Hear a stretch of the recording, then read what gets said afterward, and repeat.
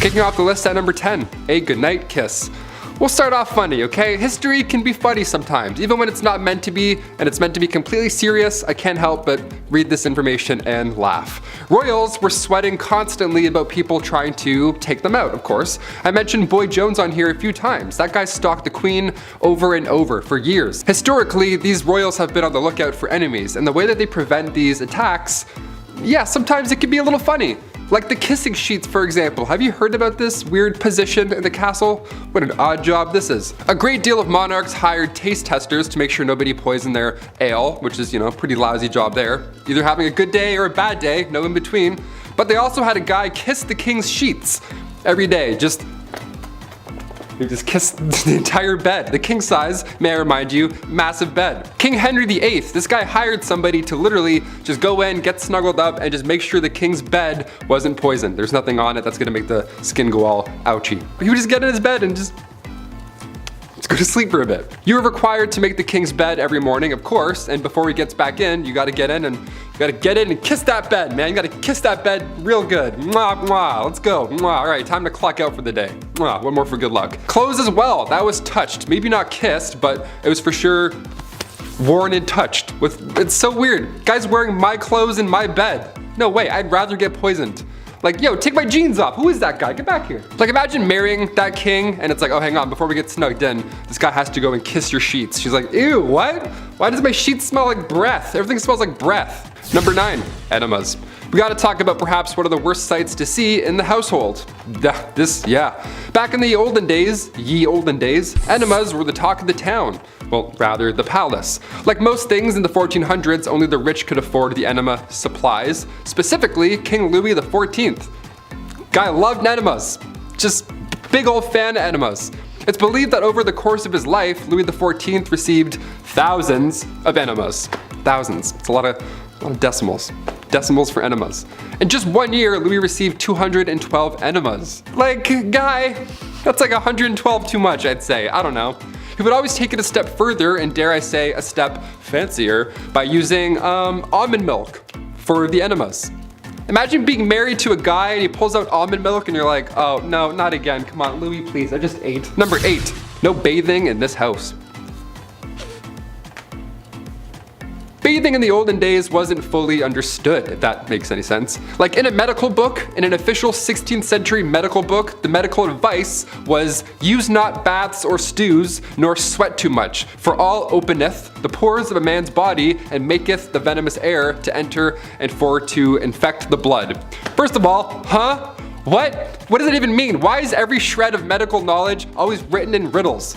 God forbid you have bronchitis in the 16th century. A doctor would just be like, ah yes, just a drop of ale and a witch's flick and you'll be on your way. Like, what? Do you have any halls? Help me.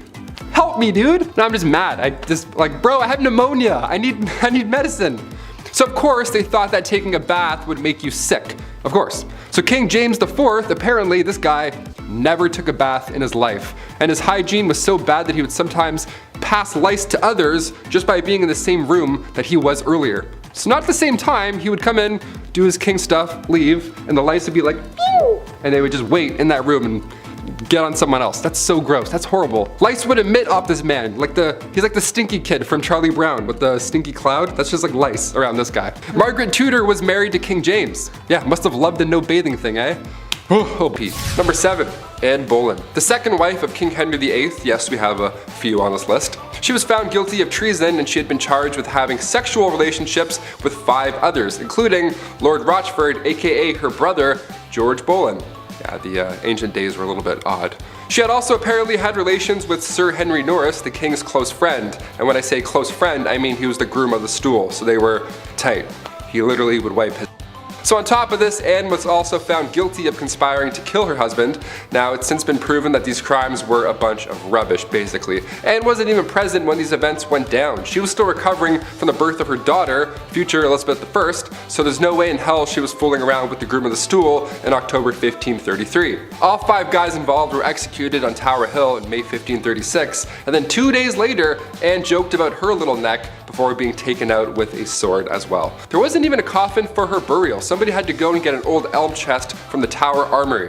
They used a chest to bury her body near her brother, Lord Rochford.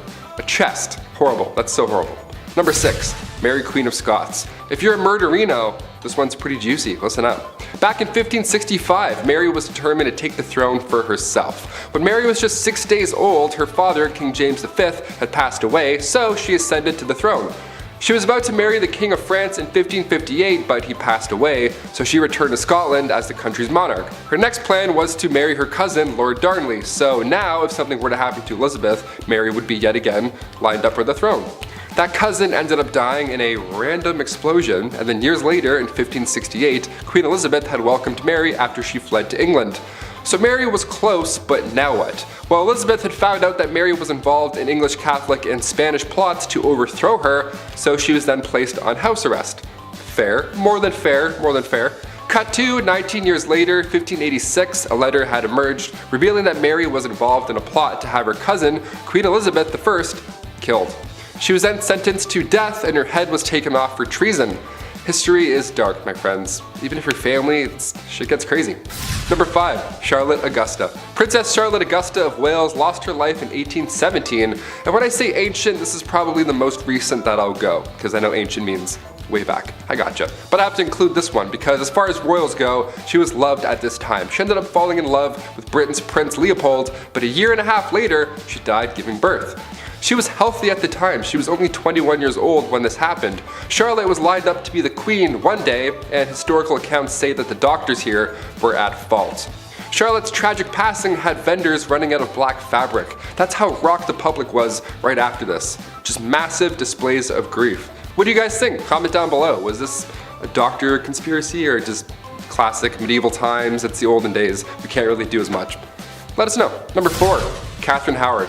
Queen of England from 1540 to 1541. Such a short amount of time, but why? Being the 5th wife of King Henry VIII, cousin to Anne Boleyn, referred to by King Henry as his rose without a thorn, he just gave her all the gifts and she was just 19 years old. Sounds great so far, but you know, because of his list, things won't end up well. Their marriage didn't even last a year until rumors, not letters or eyewitnesses, rumors started spreading about infidelity. There was a small amount of evidence that suggested that she had been romantically involved with somebody beforehand, so a jealous mad king got jealous and mad again. Shocker. You had me at 5th wife, I don't know. She was executed for adultery and treason at the Tower Green on February 13th, 1542. Number 3. Catherine Parr. When Catherine Parr got a position in Princess Mary's house in 1542, she met King Henry VIII. She was smart. She was 30 years old, so it was a step in the right direction age-wise when it comes to these queens and King Henry. Not that there's anything wrong with marrying somebody younger, that's not what I'm saying, but it's just, well, look at this list. All these people died, spoiler alert, so the older the better at least. I don't know. She was seen as somebody who could nurse the king in his dying age, so the public liked her. She was the first English queen also to write and publish her own books. Now, come 1543, Catherine gave up her man, Thomas Seymour, to marry the king. The two got married that July at Hampton Court Palace, and from that point on, her beliefs were deemed dangerous. Queen Catherine was a supporter of the English Reformation, and Catherine's religious opponents were plotting against her and they tried to convince the king that she was dangerous. Her arrest was even planned, everything was kind of going in a bad direction. And then Catherine went to King Henry right away and then asked for forgiveness herself. You know, for pushing her views too far many times before, and he forgave her. Meanwhile, others are losing heads for having relationships. Okay?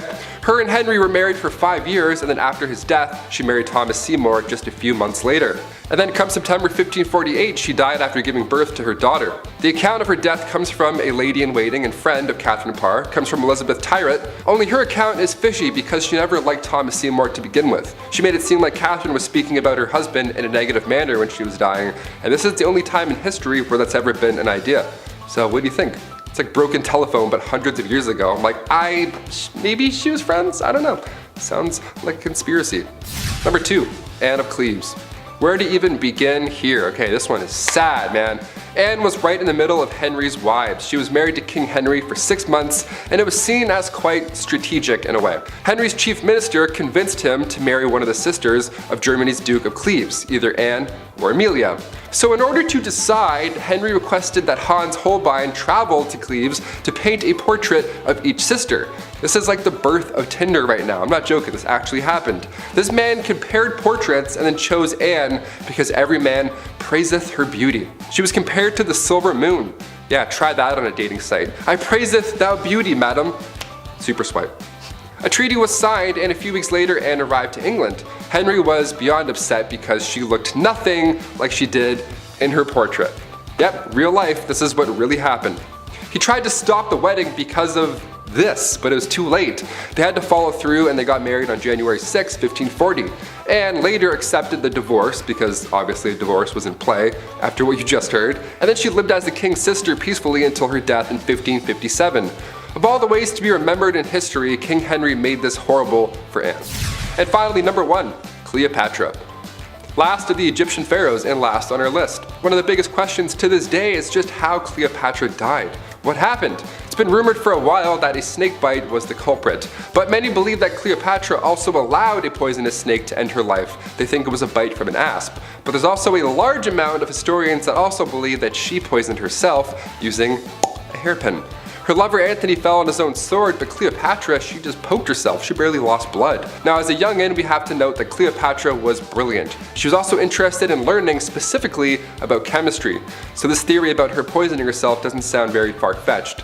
Until we find her body, we'll really never know. What do you guys think? At number 10, royal enemas. Apparently, back in the day, enemas were all the rage amongst the elite. It was believed that enemas were good for your health, so everyone was doing it to try and live a little longer than the rest of those commoners and peasants. One person who really just couldn't get enough enemas in his life was King Louis XIV. It is believed that over the course of his life, Louis XIV received thousands of enemas. When I tell you this guy was obsessed, I'm not kidding. One year, Louis received 212 enemas in just the 1 year. And of course, he had to make his enemas a little jazzy and couldn't just use water like any other person. Oh no.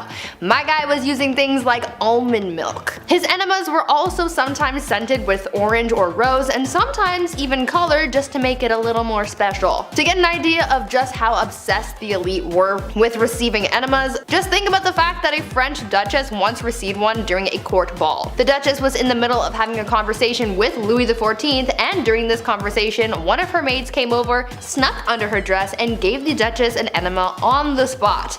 Ew.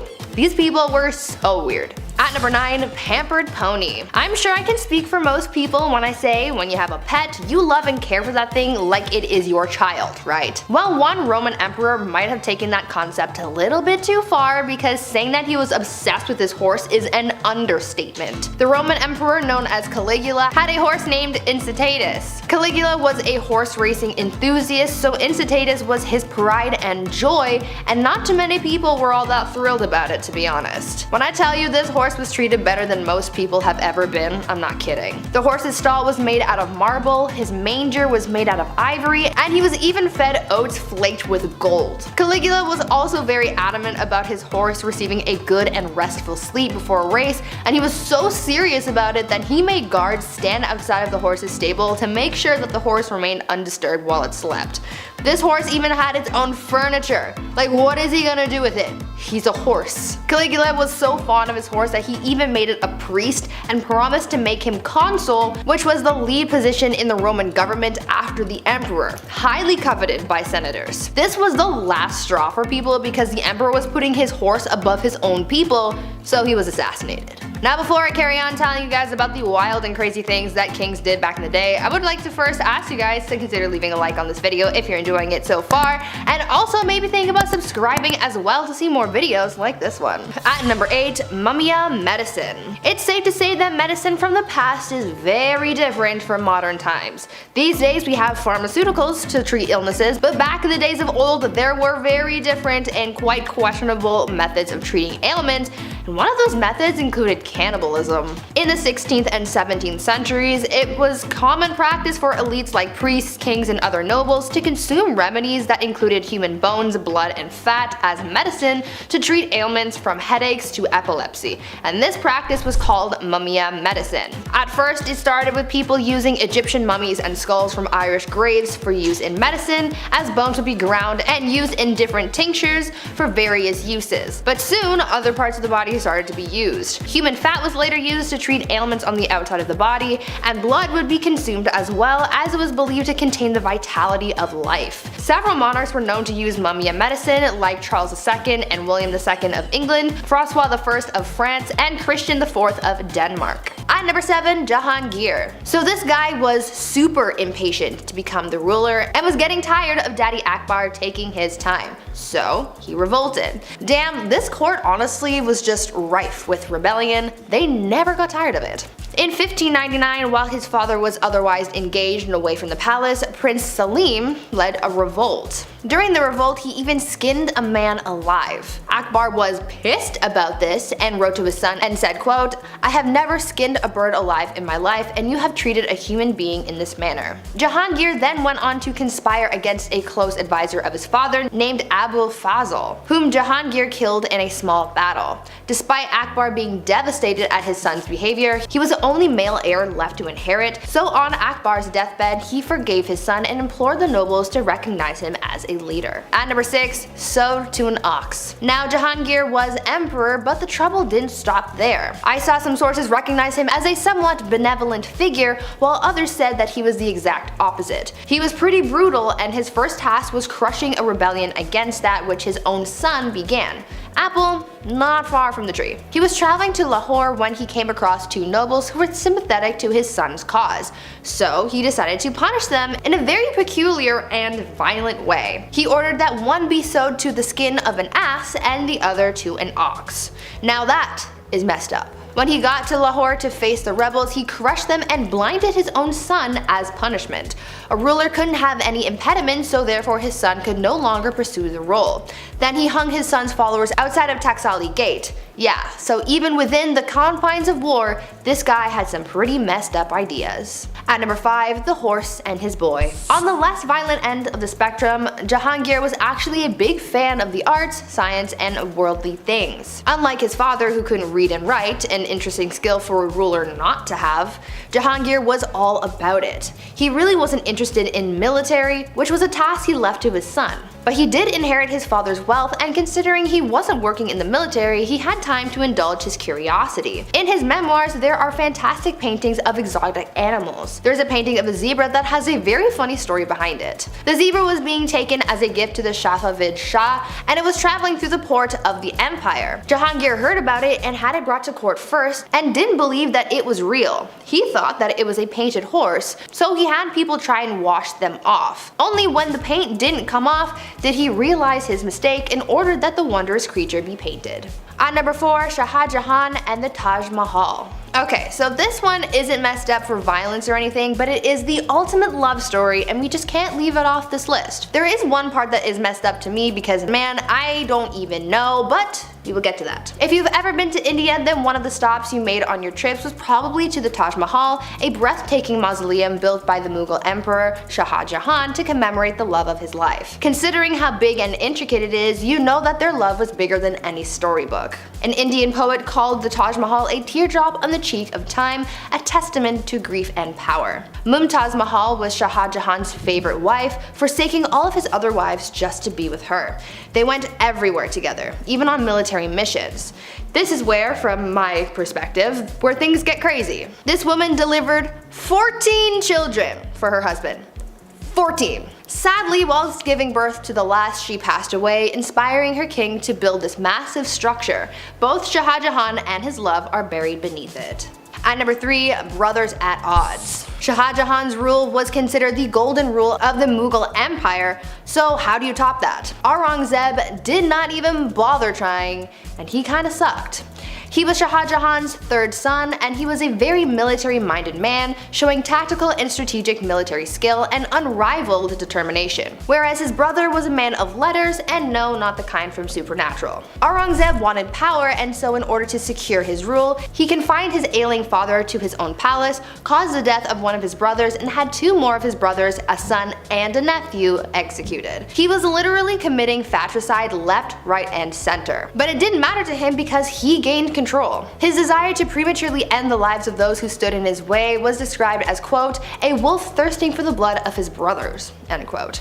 He would think that this motivation to gain power and rule on his own terms would mean that he had big plans for the empire, which in a way is true, but those plans and changes led to a lot of oppression, but we will get to that in a bit. At number 2, staked. Before we get into the oppression that Aurangzeb caused to his empire, let's talk about Emperor Farrukh Siyar. Farrukh Siyar was emperor of the Mughal Empire from 1713 to 1719. He was described as an incapable ruler who gave his power to all of his advisors. His rule caused many conspiracies and plots to arise within the court.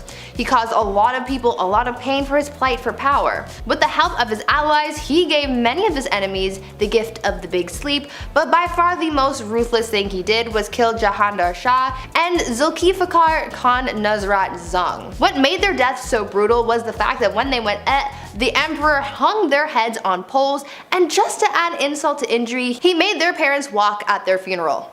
Luckily for the people of the Mughal Empire, Farrukh Siyar was killed by unknown assailants at the instructions of his close relatives, putting an end to his awful reign.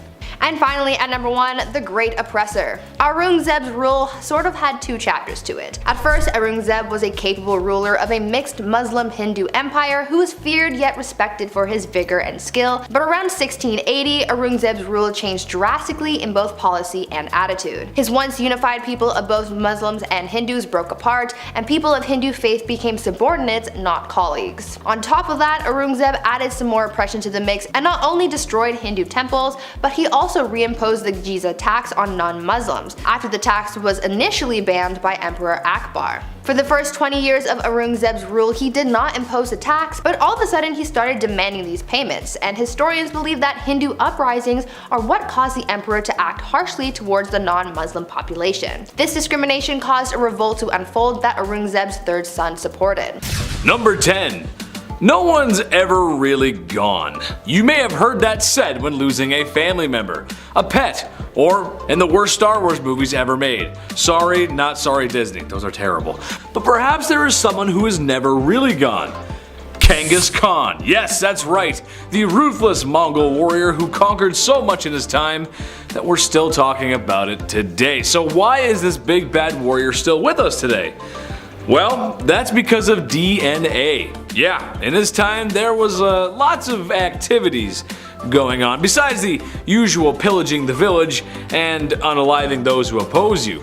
There were a lot of happy endings, let's say, and by that I mean forced non-YouTube friendly conduct bedroom happy endings. So much so that when a study was conducted back in 2003, 8% of men in Asia were thought to be descendants of the mighty man himself.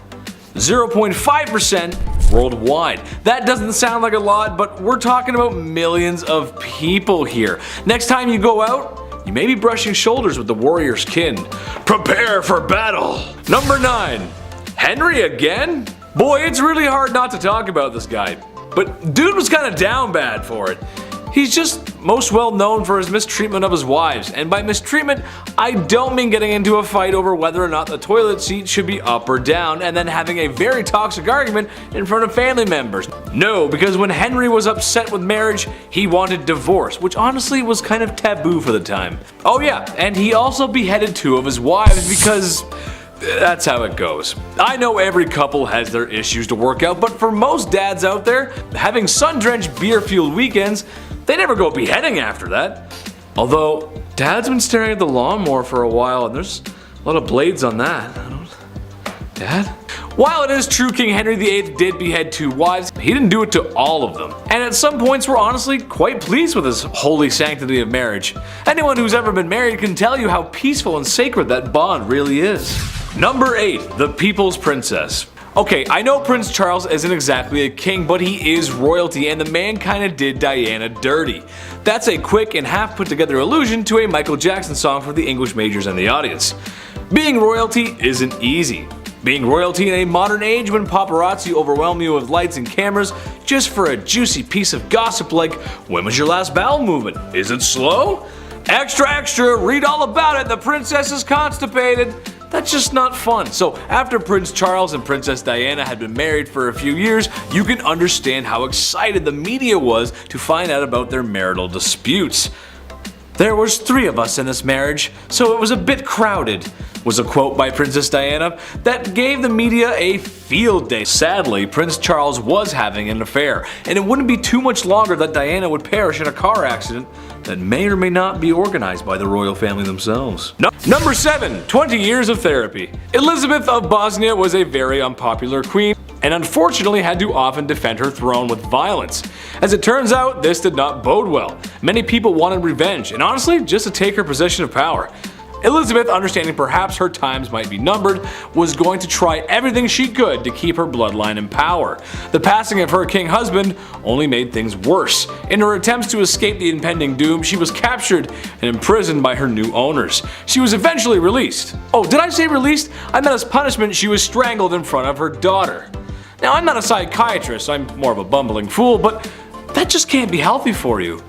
Emotional damage! Number 6. Bad divorce. Pedro of Castile was doing as the European monarchs do. Sometimes you gotta marry for alliances. Sure, it makes sense. Your kingdom is much less likely to get steamrolled by a larger kingdom if you have an alliance with a fellow kingdom or with a bigger one itself. Pedro of Castile, he married a young Blanche of Bourbon so France and Spain could just seem just a wee bit more snug. But Pedro just wasn't having it. What he was having instead was a mistress named Maria. So instead of enduring a loveless marriage, he had poor Blanche locked away in a tower, just like Sleeping Beauty. Except a handsome prince wasn't coming to rescue this damsel in distress, but a man with a black hood and a sharpened axe, as Pedro had her unalived. I was gonna make a joke about Rapunzel and let down some hair so she could make an escape, but I mean, that's just awful, really. I mean, imagine being locked up in a tower for a long time. Sure, I love the indoors, but you gotta let me out at some point, Chief. Do you think I get a food delivery app up in that tower? Maybe. Number 5. Women's rights. Listen, it would be difficult to talk about this list without bringing it up. And ladies, all I want you to know is that you're gorgeous and I love you. But queens of the past, although they might be royalty, were severely lacking in rights. This is a time when men ruled, literally, and unfortunately that means a lot of women got the raw end of the deal. Just as an example, women have only been able to vote in the United States since 1920. There was a lot of work that had to be done, which sounds like a long time, but it really isn't. Women of the past, and especially the medieval world, basically needed a man to walk through their life, whether they liked it or not. Can't own property, business, can't sign contracts, basically everything they need to do has to go through their husbands first. Sure, royals had it easier, but I'd argue if someone could just unalive you or lock you away in a tower without consequence, do you really have rights at all to begin with? I don't know, I don't think so, that's not right. We're gonna do better, we'll do better. Number 4. Herod the Not-So-Great. Herod the Great was the king of Judea in 37 BC. Herod the Great was also a monster. I know I've given Henry VIII grief for Anne Boleyn, but Buddy here, he just throws out wives like it's his business. Well, it kinda was, actually. He was a busy man, having an estimated 14 children with different wives. There's also a good chance that there was more, being since that female births were just not recorded. He also unalived a lot of other people too. This guy was just so much of a tyrant that both Jewish and Christian faiths depict him as a tyrant. Way to go, dude. Nice. Number 3. The mayor's alibi. Alright, here's a modern one for you. Yes, I know the mayor is not a king. I understand that. But they still hold a decent amount of power, and this happened in the 90s, which I hate to bring up because that was a really long time ago. Yeah, I know, right? I know, I remember that too. Mayor Barry Waite and his wife were just as comfy as peas and carrots when one day his wife was mysteriously unalived. Barry was not a suspect at first, but slowly as time went on, his alibi began to unravel, and he seemed less and less trustworthy. As multiple financial-based scandals were beginning to rear their heads, it later became understood that his wife was going to seek legal aid after learning about Barry's doings, strangling her in a fit of rage. Years later, he was convicted and sentenced to 40 years in prison, so maybe we haven't learned much from our historical past. A man in power in fear of losing it to a woman has removed her from the equation. I guess we'll never change. Number 2. One last ride. King Philip V was down bad. The CEO of Naughty Time. This man liked to get down and to be a certain kind of dirty. He could not get enough of women. He loved them, his wives and mistresses included. Reported to try and get the deed done at least 3 times a day. Now you might be saying to yourself, but Big Ched, what's so wrong with that? Everyone likes a little mooey once in a while. Hey, I hear you. A little toe curling once in a while, it's a great thing, if you catch my drift. But Philip may have enjoyed it just a little too much, as when his beloved wife was on her deathbed, he tried to squeeze in one more D appointment. Your wife is dying and all you can think about is a little afternoon delight? A bouquet of flowers and I love you would have been fine, but who am I to judge? You go ahead. Weirdo. Number 1. The Last Tsar. Nicholas II of the Romanovs was the last Tsar of Russia. What did he do to his wife? Well, not much, actually, and that's the issue at hand. It's his inaction that hurt her and the family the most. You see, Russia was an interesting nation in the early 1900s. As most nations were modernizing, Russia was still somewhat stuck in the past. A lack of rights for anyone, no industry, and the monarch was kind of oppressive. Well, Nicholas the Tsar was going to change it. At some point, maybe. Okay, well, he didn't. It would take a whole history class to break down what actually happened during those crucial years, but in a nutshell, there was this new fun idea called communism. And with the lack of the Tsar's support to the people, this is serious neglect we're talking about here, the people revolted. The monarchy was overthrown, and in an event that's actually quite sad, the Tsar and his whole family were unalived by the new government. His inaction got his wife done in. Way to go, Nikki. Number 10, Marie Antoinette. I wonder what it must have been like to be the Queen of France. To sit in a palace and eat all those delicious foods that your cooks can make while the peasants outside struggle to eat and sing about bread for some reason. I don't know, Les Mis reference. It's a life of beauty, balls, and not listening to what the stinky peasants outside have to say. Except that's the very reason why Marie Antoinette was the last queen of France. You can only spend so much time and money on your exuberant lifestyle before the people get fed up. I mean, these people have nothing. It's kind of difficult to control people when they don't even have food at home. They let the queen know how upset they were when they decided to remove her head from her body. Number 9. Bloody Mary, Bloody Mary, Bloody Mary. Sometimes it's just in the name, isn't it? Like Mario, you know that he's an Italian plumber. Or Luigi, you can tell that that's an Italian plumber's brother. And King Dedede, king of the DDDs or something, I don't know. Okay, maybe the names don't always give it away, but Bloody Mary does. Most known for her liberal use of the wooden stake and the whole burning folks alive thing. I wish I could tell you it was for barbecue, but it was actually for some more serious religious persecution and reformation. The Catholic Church was hot, but the witches and heretics burning at the stake were hotter. No cap. Number 8, Reina Valona of Madagascar. This one is a new one for me. Didn't know about this, but here we go. So basically, Queen Reina I'm just gonna call her Queen Ravioli because I can't pronounce it. Basically, Queen Ravioli takes over from her past husband. She says to herself, how can I make things better? Oh, I know. How about I become a ruthless, bloodthirsty, unaliving tyrant? Great idea, right? Yes, very not great success.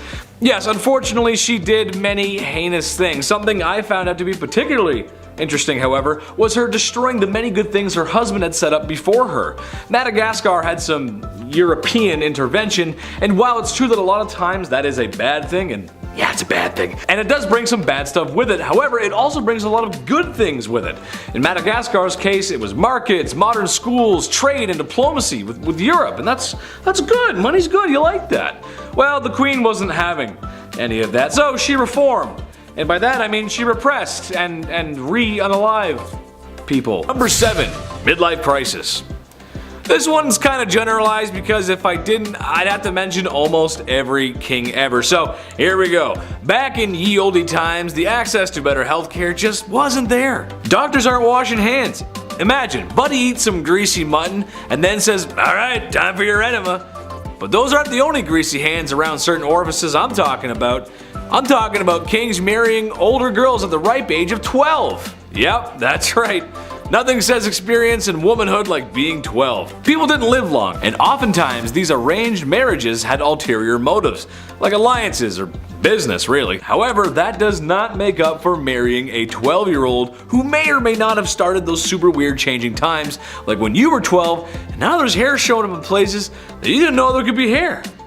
I sent a courier to the chief and he came back with this message. It ain't it. Number 6. Till death do us part. Love and marriage go together like a horse and carriage, but sometimes the crooning words of Frank Sinatra aren't enough to keep people in love. Sometimes marriages end up like the ones we see on sitcoms, but when there's no laugh track, it's not very funny, and sometimes divorce is the answer. Medieval Germans thought this too, and something they practiced was divorce by combat. Basically, the man goes into a hole with his arm tied behind his back, and the woman is free to move around with a sack of rocks. These proceedings are strange, as I'm sure no husband or wife married today would ever get so frustrated with one another that they would want to hit one another on the head with rocks. Oh, the blessings of being married. Number 5. Domestic disturbance. William the Conqueror was one down bad dude. The illegitimate ruler to the throne left a bad taste in some people's mouths, and was just as ruthless in silencing those rebellions that were always uprising against him as he was with the famous battles he was a part of, like the Battle of Hastings. But what I think he should be remembered by is the way he asked Matilda to marry him, or rather the extreme measures he took when she refused his advances because he was an illegitimate leader. William dragged Matilda by the hair out into the middle of the street and beat her until she agreed to marry him. I don't have to tell you how messed up that is, and I sure hope I don't. Number 4. Nero Sauna. The Romans were kind of a big deal, especially if you're into history. Large city, culture, and some other structures are still around today. That's kinda cool. But while the city of Rome may have been the best city on earth at the time, Romans themselves could use a little work.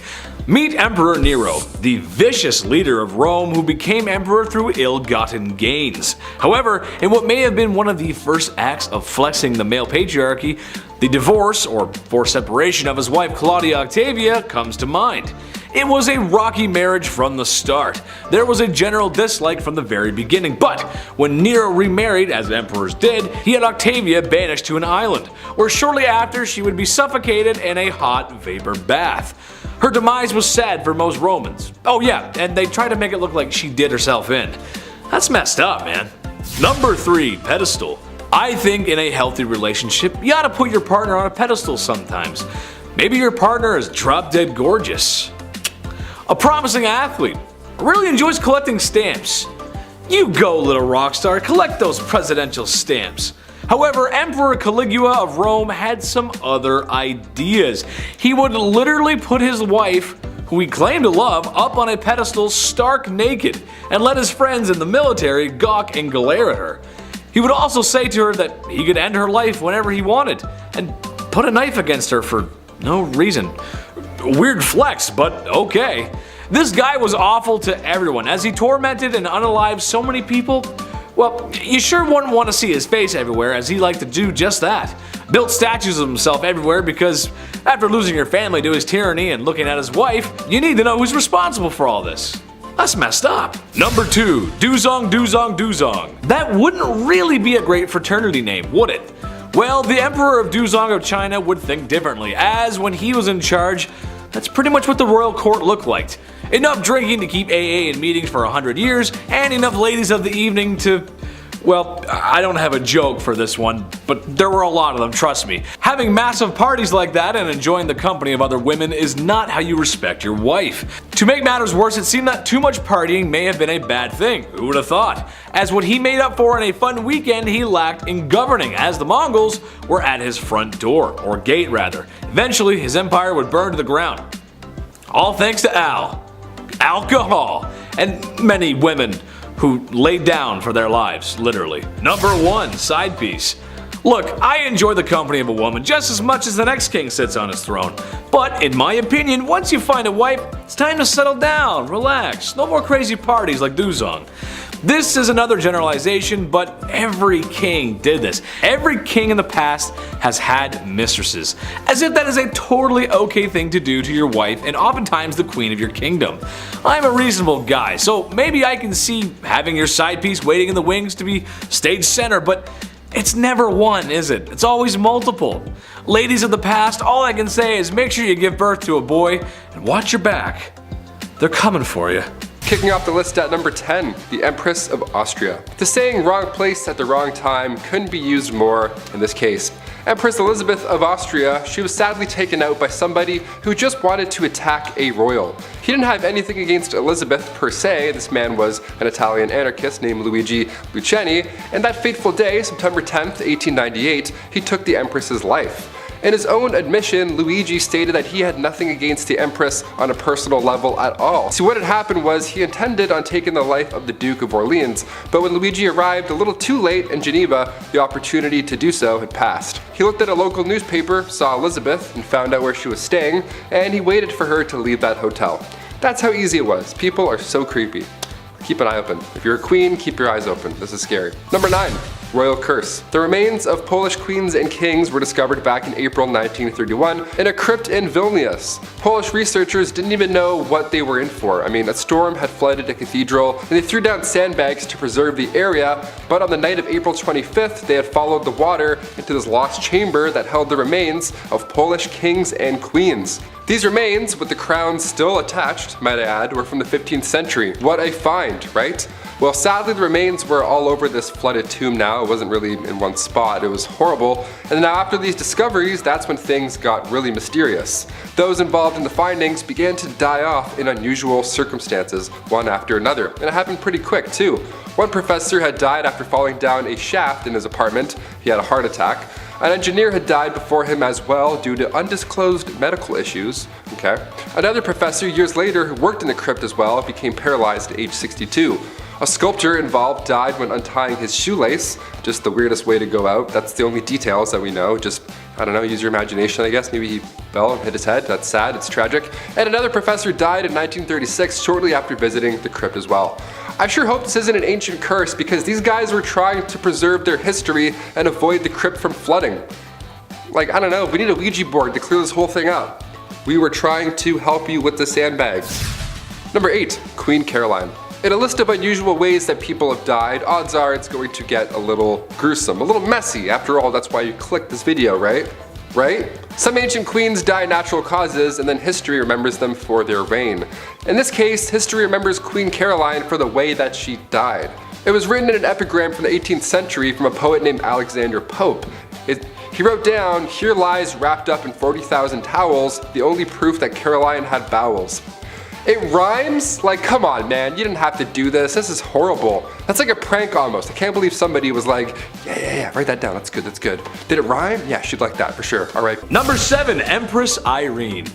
Kings, queens, emperors, and empresses. Chances are these folks are related. It's a family thing. E mia familia, you know what I mean? It's how it goes when you're the king, and you need a son to continue the lineage. Even though I would like to argue that if you're gone, you're gone. So who really cares who's taken over? Just my opinion. Speaking of eye gouging, oh wait, I didn't mention that before. I made a segue, but okay, that's alright, bad segue. Well, the topic of discussion here is Empress Irene. Basically, her son was taking too much power for himself. She was losing hers, and yada yada, and his eyes were gouged out from 2 guards ordered by his dear, sweet mother. Can you blame her though? I mean, come on, he was threatening a rule. She worked so hard to get there. The chief was just silent on this one. Chief had no words for that one, guys. No words. Number 6, Fu Hao. Another woman in history married to a man in the stinky patriarchy. Worst! Except Fu Hao didn't want to be wife 57 of 64. She wanted more than that. And to be honest, I think that's fair. You go, girl. Who wants to be wife 57 of 64? Maybe some people in Utah, I don't know. What's maybe slightly more unholy than having that many wives is going on an epic military campaign and raging war in the Shang dynasty. A warrior queen, if you will. We know some of this history based on her tomb, as she was buried with ceremonial weapons, knives, blades, swords, some dogs, some human sacrifices, gold, money, jade, and lots of other valuable goodies. Just makes you want to loot all the stuff in there, doesn't it? I mean, jade's pretty cool. This was a common practice amongst male warriors back then, but you know what? Good for her and all that unaliving. Way to go, sister. I like it. Very nice. Okay. Number 5, Tamiris. Honestly, every time I face her in Civilization VI, it just ends badly. I'll spend a few turns building my economy or maybe organizing some troops, and I look back over at her cities and she's already amassed a massive army and is ahead in science. Yeah, I'm not the best Civ 6 player, but sheesh lady, come on, give me a break. This probably has something to do with her real life counterpart. Tamiris was a woman who lost her son to Cyrus the Great. So she said to herself, I don't know what's so great about this Cyrus guy. There's a Trailer Park Boys reference in there somewhere. Just imagine Ricky telling Cyrus off. I don't know, you gotta find it. Basically, after losing her son, she gathered the troops and commenced battle. The almighty Cyrus met his end, which, given how the way women were treated back then, probably didn't go over too well with PR. Yeah, she got her revenge though. Number 4, the Trung sisters. The Trung sisters are double trouble. You're getting 2 queens at once here. China was being down bad and trying to conquer some things that maybe they shouldn't have. Naughty, no. The Trung sisters came to answer the call. These girls are actually revered as heroes still today in Vietnam. But what they were able to do for so long was very impressive. China had a very impressive army, no surprise there, and Vietnam was a much smaller country, or kingdom I guess you'd say, and their army was not as impressive. But the sisters managed to hold them off for 3 years. 3 years with their forces. That is crazy good. That is very impressive, and perhaps a lot of bloodshed too. Sadly, the sisters waded off into the waters before they could be captured, because after that long fighting, I wouldn't want to be captured either. Number 3, Grace O'Malley. Avassi landlubbers, ye be looking for Grace O'Malley. Well then ye come to the right place, sir. Thank you, thank you. That is my private impression. I will be here all week. Bad impressions aside, Grace O'Malley wasn't a traditional queen, to be fair, but what she didn't have in regular queen qualities, she did make up for that in being a badass pirate. Nice. This is another one where I'm gonna ask Hollywood for a movie, please. Irish pirate queen? Come on guys, that's just a movie begging to be made. Grace O'Malley was a fierce pirate from the age of 11 and a wise woman who ruled the seas after her father's passing. I don't really have much to say after that, to be honest. I'll just wait for Hollywood to make their move. And maybe you could cast me in there. And I could put on some long red hair and some boots, and I could swim and just put the red hair on me right now. I just look so good. Number 2, Queen Victoria. Okay, hear me out on this one.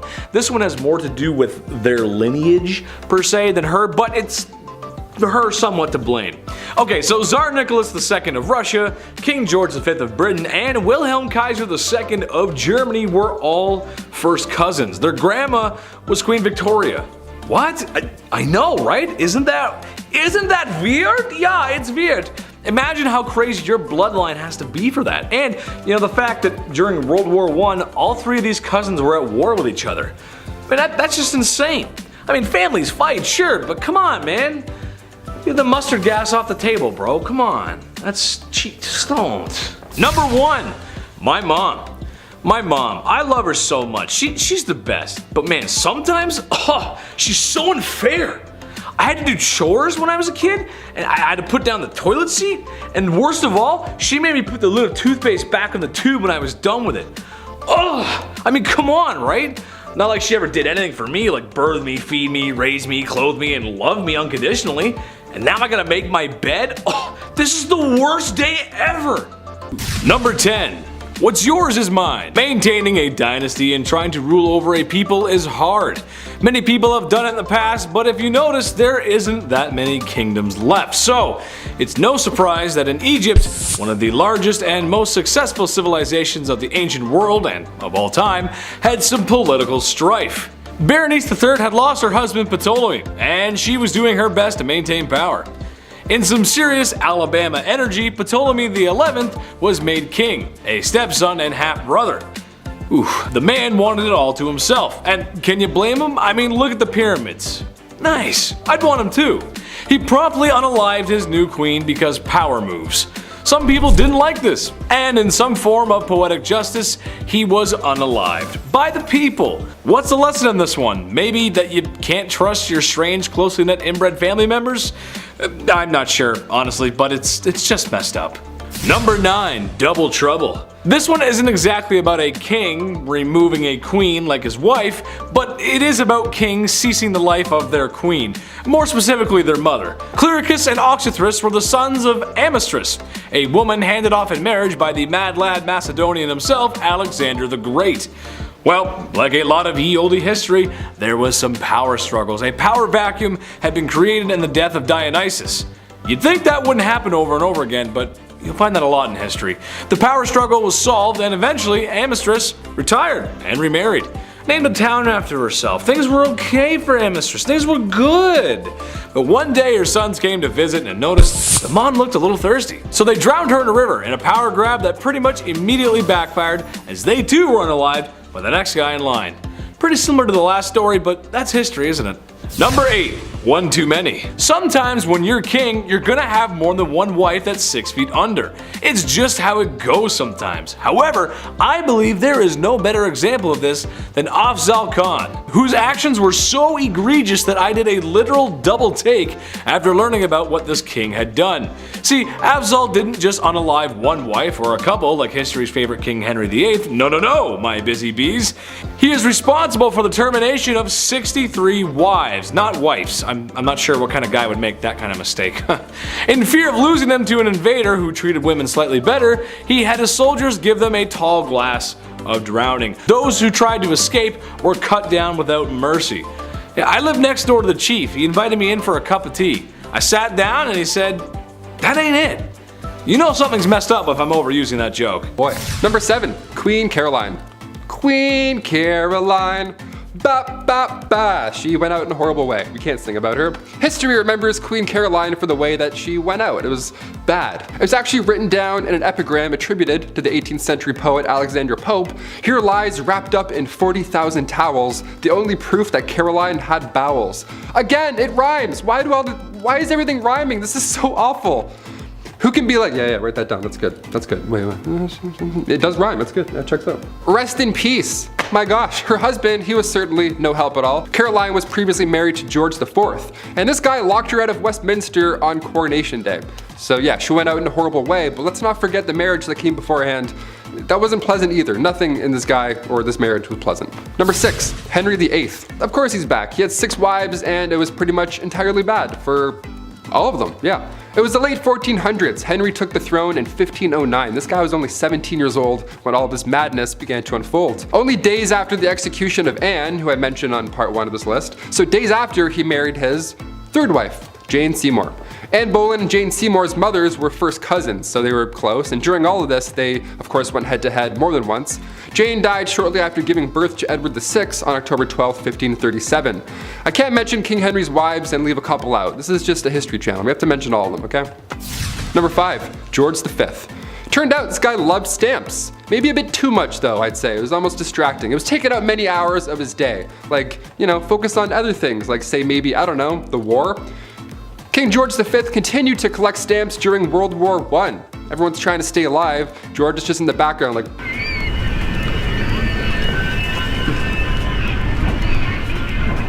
Like all collections, they started at an early age. It's now at a point where it's just, past impressive and borderline strange. Especially if you're a royal, like you're really going hard with this. This guy had albums on albums of stamps. He had around 330 albums, each was 60 pages, full of stamps. That's 20,000 pages full of stamps. That's a lot, way too many stamps. So naturally, he was nicknamed the King of Stamps, or rather the King of Philately. That's the official term for collecting stamps. We're historians here, we have to make it official. Back in 1905, he set an all-time stamp record. Ho-ho! The most money ever spent on a stamp. This guy dropped like 220,000 on one single stamp. Somebody even asked the prince down the road if he had heard about the fool who had spent 1,400 pounds on a stamp. And he was proud. He was like, "Oh, that fool? It was I." Number 4, Rudolph II, the Holy Roman Emperor from 1552. He was known as a collector. Yeah, some princes collected stamps, others collect zoo animals. We're all different. Yeah, his castle was home to lions, tigers, and not bears, but orangutans, so good luck getting your 8 hours.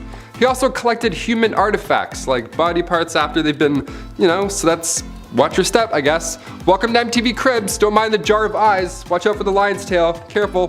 What a mess. He's quite important in history though, I guess. He supported the scientific revolution, and he also poured tons of money into astrology, so next time you read your horoscope, remember it's Bones in the Jar Benny that's responsible for that one.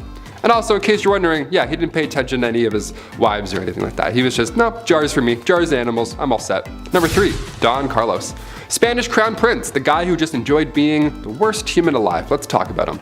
Back in the mid-1500s, the eldest son to King Philip II of Spain was, yeah, I want to say worse things, but he was just a really bad person. YouTube, he was just a bad guy. Now, it's been noted that he was born with a hunchback and one leg was shorter than the other. Historians like to bring that up first, and how maybe he had the odds against him with these disabilities growing up, and people often feel bad for him a little. To that I say, don't.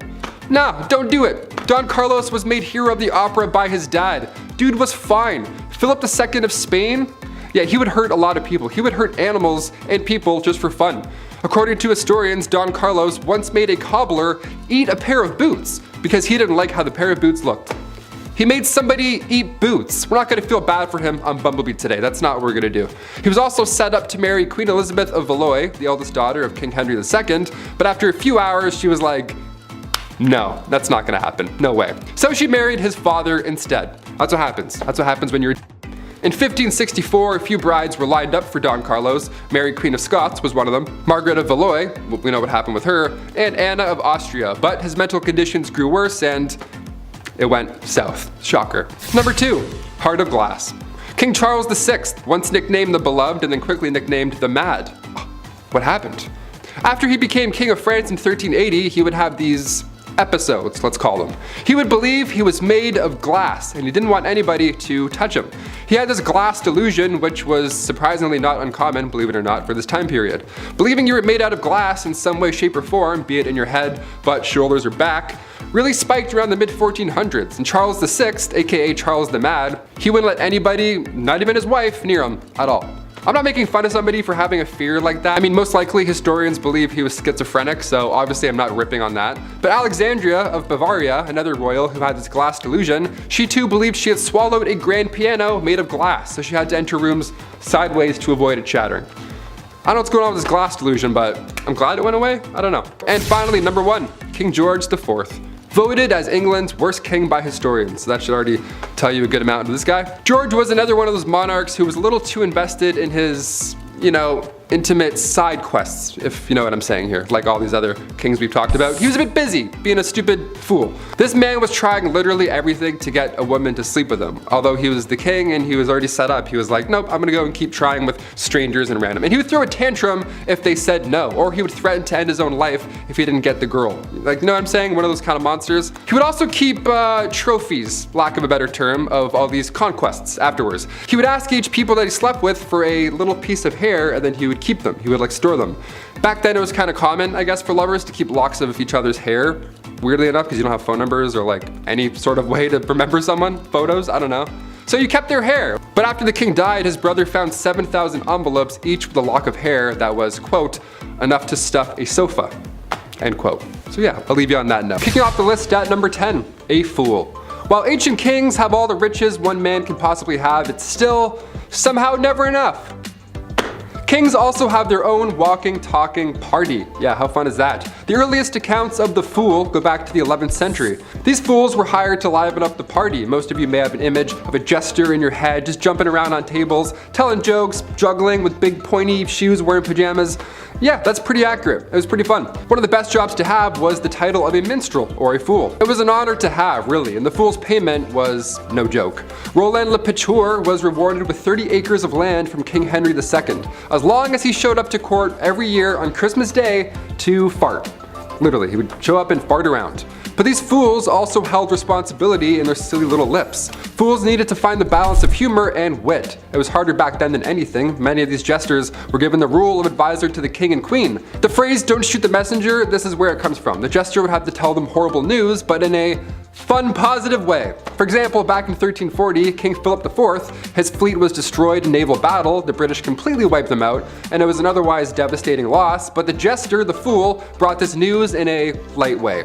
He said to the king, "They don't even have the guts to jump into the water like our brave French do." and then he farted and disappeared. Number 9. Access to clean water. Today in a modern world, there are things that we just can't live without. A vape pen, Starbucks, and that weird looking back massager that everyone says they bought for their backs, but it's actually for their undercarriage.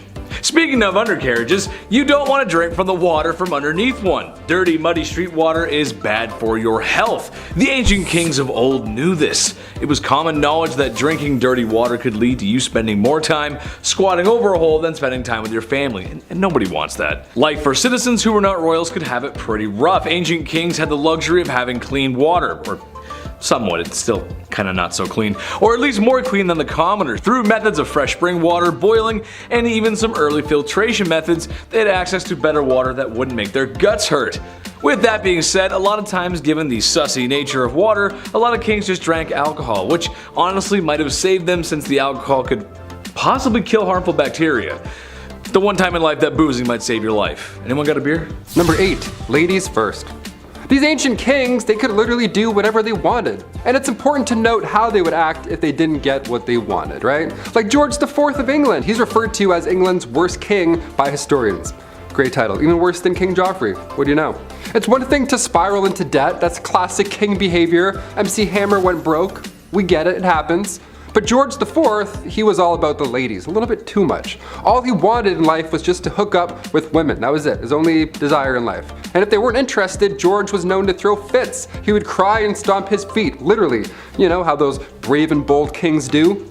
George would offer these ladies money, although they weren't for sale, so that wasn't a great plan and didn't work a lot of the time. And George would go so far to threaten his own well-being if they refused. How terrible is that guy, right? Just imagine that conversation, how insane. What takes this to the absolute next level though is that George would keep a lock of his partner's hair after they had spent the night together. Now I know you're freaking out, maybe you're like, huh? Maybe you just choked on your rye bread sandwich a bit, that's more than fair. At the time, this wasn't abnormal behavior. I mean, you know, lovers would exchange their hair instead of phone numbers, I get it, it's back in the old days. But George, he had a lot of hair. He had like a lot of hair. He had like 7,000 envelopes filled with hair. I'm over here exchanging phone numbers at the club. Like, what am I doing wrong? Am I, doink? Call me, peace. Number 7. Terrible Ivan. He wasn't called Ivan the Very Friendly and Generous and would for sure never cause any harm to anyone ever. He was Ivan the Terrible, and for good reason. His actions are very unholy. Let's start with the fact that he killed his son's pregnant wife. And when his son came to confront dear old dad, his son was struck with a pointed staff, killing him in a fit of rage. A legend tells us that once St. Basil's Cathedral was finished construction, he was so pleased with the architect to reward him for such magnificent work, Ivan gouged his eyes out so that no one would ever design something so beautiful again. His paranoia also caused the slaughter of Novgorod, where after he was done claiming thousands of lives, he burned all the fields just for good measure. Wouldn't want all those dead people farming without your permission. Should we tell him about the other world monuments? Number 6. Off with her head! Henry VIII is more well known for how he treated his wives more than his leadership. With a reign of over 20 years, the man had a few wives. 2 of his wives were executed for ridiculous reasons, another was divorced. Turns out, actually, the church wouldn't grant that divorce he was looking for. So Henry went and did the next best thing. He broke away from the Catholic Church and dissolved the monasteries, taking their wealth and redistributing it as he saw fit. Nothing is unholier than trying to get away from the church. Historians believe that his divorce actually led to the English Reformation. Number 5. Nothing left. Alexander the Great was an excellent warrior for his time. Having conquered so much at a young age is really quite impressive. His empire stretched from Greece all the way to India. For a history class or a good book, this is fine, but in reality, he was a conqueror. The places he was marching into weren't exactly happy to have spear-wielding visitors.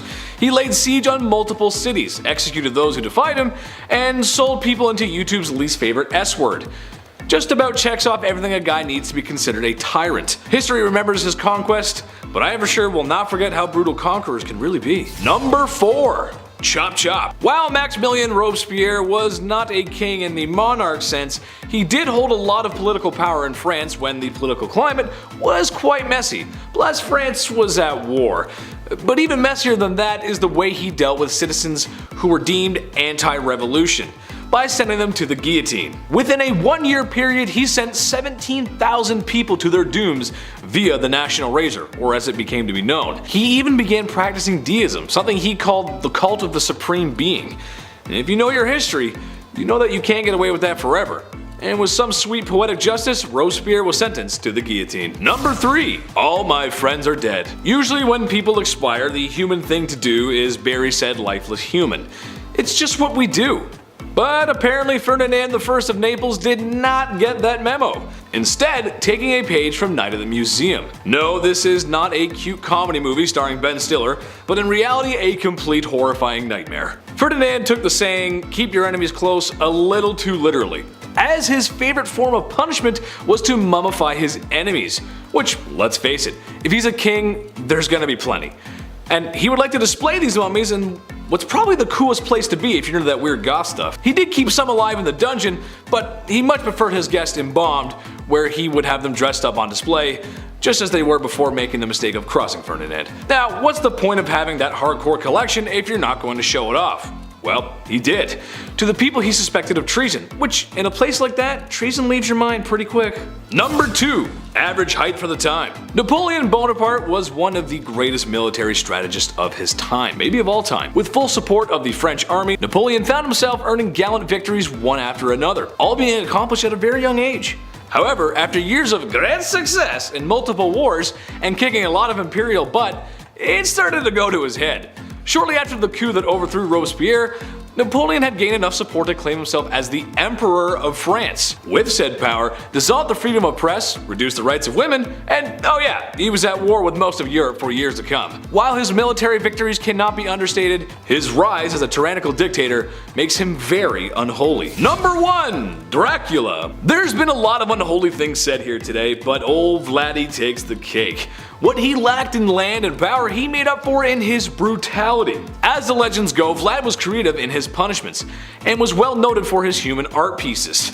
And by art, I mean impaling his enemy on pikes, sometimes through their rear ends, and leaving them as warnings for anyone who dared cross him. Similar to the time visiting envoys wouldn't remove their hats as it is to do in tradition, so Vlad had their hats nailed to their skulls, so that they may never remove them. There are a few other stories that are just too hot for YouTube, but I think he's a textbook example of unholy. He may also be the inspiration for Dracula. Imagine being that much of a monster one is created in your likeness. I mean, just looking at the painting of this guy, it creeps me out, man. Whoa! Number 10. What a drag. Bachelor number 1.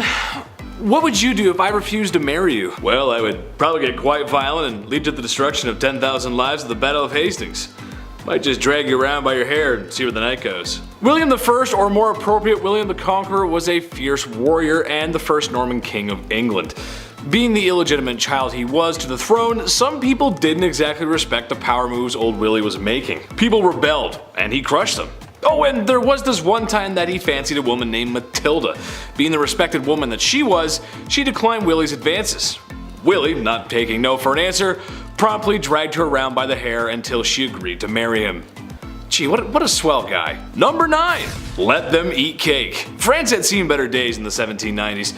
People were starving, the economy was bust, and for some reason the poor citizens were being taxed the most. When cries were made from the people, they demanded that change be made. King Louis XVI, being the great leader he was, he listened to the people and there was no problem ever again. Oh wait, he did nothing and the country had a bloody revolution. The man supposed to be leading his people failed to act. In fact, he did less than nothing, often trying to silence the riots by force. But when people are very hungry, and you're living fat with high society, you can lose your head in all that chaos. While the famous quote, "let them eat cake," may not have actually been said, it's a good reminder of the disconnect between the upper class and poor. Leaving your people to starve isn't the best idea if you want to be a king for a long time. Number 8. Cashback. King George III had a simple ask of the American colonies. Right then, we just saved you all from the French and Indians, so now it's time to do the right thing and pick up the bill. Britain introduced new taxes on the colonies in order to pay back what it had spent on the previous war. But in reality, he was asking the colonies to pay up without much in return. Basically, I'm the king, I saved your skins, give me more money, which most people at the time couldn't afford. And I'm still gonna boss you around. The British Empire may have been victorious, but it was the colonists who felt all the effects of the war and the economy. This happened multiple times before some patriots had had enough and decided to act. And what he did when the people he was forcing to give money spilt a little tea? Well, He sent British troops for a semi-friendly military occupation. I'd hate to loan this guy a nickel. Number 7, Mary Queen of Scots. I told you I was gonna bring her up. A name you will recognize as I've already mentioned her before, but in terms of who the villain in that story is, it depends on which side you're telling the story on. Mary's story is full of tragedy, romance, betrayal, loss, and heartbreak. Unlike Lizzie, Mary was a dedicated Catholic and spent the entirety of her reign trying to gather the Catholics against Elizabeth. She had a series of marriages and relationships that led to tragedy every which way she went. Her first husband, the Dauphin of France, died shortly after their marriage. Her second husband she loved until he became a drunkard, and then she just started running things. But he was mysteriously unalived while she was 6 months pregnant. He was inside a building that exploded, but his body landed outside and it turned out he was strangled, so what happened there? She would later give birth to 2 stillborn sons, but she would have sons later on. She would have a son who would inherit the throne after Elizabeth's death, but it was due to Mary's plotting and scheming that eventually ended her in death. So she did actually plot to kill Elizabeth. So that's a pretty unholy deed, I would say. Number 6. Princess Olga of Kiev. Okay, wow, this woman. One saint you definitely don't want to mess with. Despite being a saint, Princess Olga of Kiev was actually pretty sinful. She was one of the most vicious and vengeful rulers in the history of Kievan Rus, which would later become Russia, Ukraine, and Belarus. Olga took center stage after her husband died and made sure she would never be forgotten. Her husband died in a very gruesome way by the enemies that we're going to talk about in a second. When the people who viciously unalived her husband tried to persuade her to marry their leader, they sent 20 men. Olga told them to wait in their boats, had her men dig a ditch in the meantime, and the next morning buried the men alive. She then lied and told the king she would accept his offer if he sent his best company to retrieve her. He didn't know about all that stuff yet. When they got there, she locked them in a bathhouse and torched it. But it didn't stop there. Olga didn't stop there, that's not her style. She would later host a steak dinner with her enemies in which they were staked. Very Vlad the Impaler, I know. Then she set whole villages on fire by attaching sulfur to pigeons, and then it was just crazy. Damn, like hell has no fury like a woman scorned, let me tell you. Number 5, Queen Isabella I. The Spanish Inquisition, pretty high up there as far as terrifying points in history go. If you weren't willing to convert to Catholicism, you were tormented, interrogated, and burned at the stake. Who was behind this awful time in history? This lady, Queen Isabella I. Technically, as she was fighting for a holy order for the Catholic Church, this can be seen as holy, but was it? Burning people at the stake because they didn't share this belief?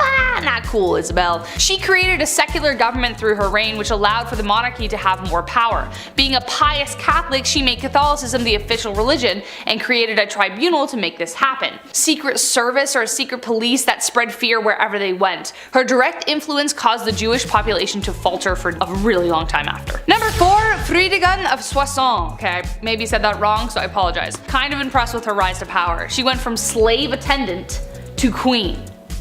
How do you bridge that gap? No idea. Boy was she ferocious. Assassination and manipulation were her main political tools. Fridegund was among a small number of enslaved women in the Merovingian household that became a queen. Merovingian was the OG Central Europe before everything got split up. She survived political dangers and retained her husband's loyalty and could persuade monks and priests to jump onto her plots with ease. She encouraged her husband, the king, to set aside his first wife and then even take the life of his second. But his second wife, Galswinda, had a sister named Brunhild who became the mortal enemy of Fridegund. She had good reason to be. Fridegund continued to do everything she could to secure her position, one assassination after the next. She was a pretty stormy lady. Number 3, Bathory. Okay, alright. Technically not a queen, I get it, but she might as well have been with the power that she had. So fight me. She's remembered as the most evil woman in the world in history, I think. I don't know. That's my opinion. Bathory was the stuff of nightmares. Elizabeth Bathory was born on August 7, 1560 into a prominent Hungarian noble family, making her practically untouchable. She married a very famous war hero who is suspected of gifting Bloody Lizzie with the skills she used to kill. After she died, Bathory became obsessed with immortality. Supposedly when one of her servants accidentally spilt blood on her and her skin appeared younger after. Bathory then began her mission of horror, luring over 650 young young virgin women to her palace and brutally taking their lives. She was even bold enough to lure daughters of nobility. Before draining them of their blood, she would make them suffer in ways you don't even want to imagine before bathing in the blood itself. When she was finally caught, 3 of her servants were executed, but she was simply locked away in her tower for the rest of her days on house arrest. Ugh. Number 2, Catherine de' Medici, also known as the Serpent Queen. History colors her story as the tale of the evil queen. On one hand, she is remembered for being one of the most powerful French queens in history, and then on the other, she was blamed for the many atrocities that took place during her reign. Her regency was marked by the French wars of religion and the many games Catherine played within them. The Catholics and the Protestants, as previously mentioned, were at war, and she spent a lot of time trying to find peace. Kind of. But she was a passionate Catholic and is believed to have tried to remove a Protestant general from her son's side. When he survived the attack, she lied and convinced her son that the Protestants were responsible, so she scapegoated them. So he authorized taking the lives of their leaders. Enter St. Bartholomew's Massacre. Catherine implicated the general, which resulted in him being the first to be beaten and then tossed out of his own bedroom window. An estimated 3,000 French Protestants were taken out in Paris, but the total countrywide was around 70,000. And last but not least, Bloody Mary, actually known as Queen Mary I of England, so no, I'm not talking about the girl you say in the mirror 3 times so that she appears and you're like, wow, I'm haunted forever. Queen Mary became known as Bloody Mary due to her vicious tirade against Protestants in England during her reign. She even imprisoned her own sister, Elizabeth, who we mentioned at the beginning of this list, due to suspicions of treason. This was unfounded. She bore her father Henry VIII ill will after the stuff he pulled with the church and after having delegitimized her as his heir for a time. After Mary took the throne and married the Catholic King of Spain, she began carrying out her plan for England to become Catholic once again. In 1555, she revived England's heresy laws and began burning offenders at the stake, starting with her father's longtime advisor, Thomas Cranmer, the Archbishop of Canterbury. She burned over 300 convicted heretics, most of them being common citizens, and dozens more died in prison, hence giving her the name of Bloody Mary. Number 10, Elizabeth I. Good old Queen Bess is one of the most remembered queens in the British monarchy, male or female. She's a pretty big deal. Elizabeth loved to make her fellow male nobles fall under her spell. She was witty, cunning, and very well liked by her court. However, one of the things that earned her some enemies was establishing a Protestant England. Her sister Mary, her predecessor, fought very hard for the opposite. She was very Catholic, and we will get to how bloody that was later, but Queen Bess a lot of people off, especially Spain. She was supposed to marry the Catholic Spanish king after her sister passed, but she turned him down. This led to a conflict between Protestant England and Catholic Spain, but her navy defeated the Spanish Armada in 1588. Mary, Queen of Scots, laid claim to the English throne and was one of Lizzie's greatest internal threats. Mary was a Catholic, which made all the Catholics of England back her. Mary was also presumed to be behind several assassination attempts against the Queen. Finally, Queen Elizabeth had to take action, and after keeping her cousin hostage for 20 years, she finally had to have her executed. And we'll talk more about her later. Number 9, Catherine the Great. So Catherine the Great was called the Great for a reason. She was a pretty epic woman by most accounts. She even had one of the first vaccines, which is pretty crazy. Though she wasn't actually born in Russia or even Russian at all, Catherine was not content to go down in history quietly. She considered herself an enlightened ruler, and history tends to agree, with aims of prioritizing education for the people. She had many lovers, and there is enough evidence to suggest that the son she had was illegitimate.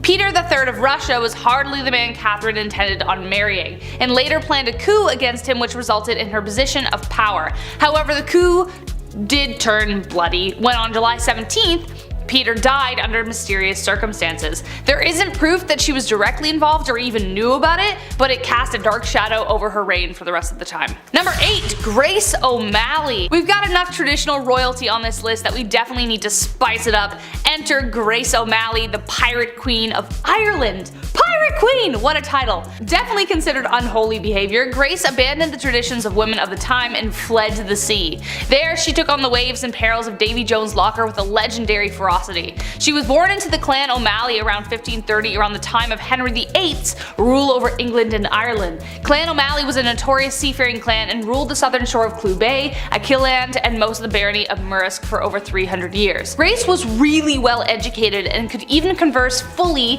in Latin, Spanish, Spanish, Scottish, Gaelic, and French. She was not one to be refused, and after spending years fighting the British, she finally met Queen Bess, and not only did she speak Latin to her, but she refused to bow as she was considered a queen herself by that point. Number 7. Food. Nice. Whether you like it or not, at some point in your life you're gonna have to eat, and if you're like me, that means all the time. Steaks, ribs, beer, Burger King, pizza, pasta, ham, and chicken wings. Nice. It should be no surprise that I like beer and barbecue, and to answer your question, yes, I am the most fun guy to be around at the barbecue. Why? I just like to have fun and I like to eat good food, man. That's just it. Imagine a world, however, where there is no pizza and chicken wings. I know, it's horrible, right? Ugh. Food was always a concern of commoners in ancient times, and as much as I love meat, it wasn't always available. They just didn't live in the industrial agricultural world that we live in today. For Romans, it was a steady diet of breads and nuts, and if they were lucky, maybe some cheese or soup. But for the kings and emperors of old, well, if you feel like vomiting after all you can eat buffets, it makes you feel, some first world kind of guilt, then look no further than ancient kings. Food might be the most excessive way they live, really. All kinds of meats all the time, beer, wine, fresh fruit and vegetables, which for health reasons is pretty huge, and to make them huge, maybe even some desserts. The Egyptians, for example, were known for their sweets. And now I'm hungry. We should go to a banquet together. Number 6. 6,000 knights. Being a medieval knight, obviously, it sounds cool. They have the sword, the horse, the flowing hair, all that good stuff. They're saving the damsel in distress in some sort of tower.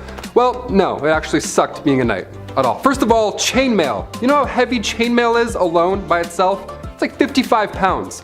All that chainmail underneath your armor, no way. My body, this Q-tip spine would just break in half. No way. I can't even get on a horse wearing jeans and a shirt, let alone chainmail. Being a knight is something that starts when you're 7 years old as well. You gotta start as a little tot, a little royal tot. Then you'd be given to a noble to learn and be wise for 7 years, some, Yoda type scenario. And then at age 14, you become a squire. A knight's intern, not an ideal job to have when you're 14, but if you stick it out just 7 more years, then you're an official knight. That's it.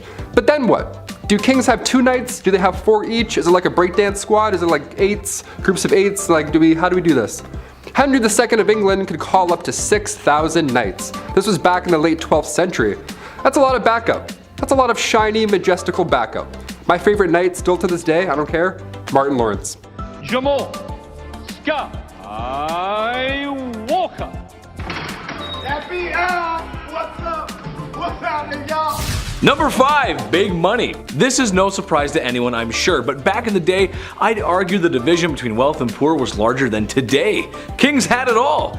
I mean, if you listen to what Taylor's saying, he knows what he's talking about. Food, water, power, what else is there? Well, how about the coinage to make it all happen? The bread, the guap, the dosh, and my favorite, the cheddar. Yes, that's right, the ancient king's wealth.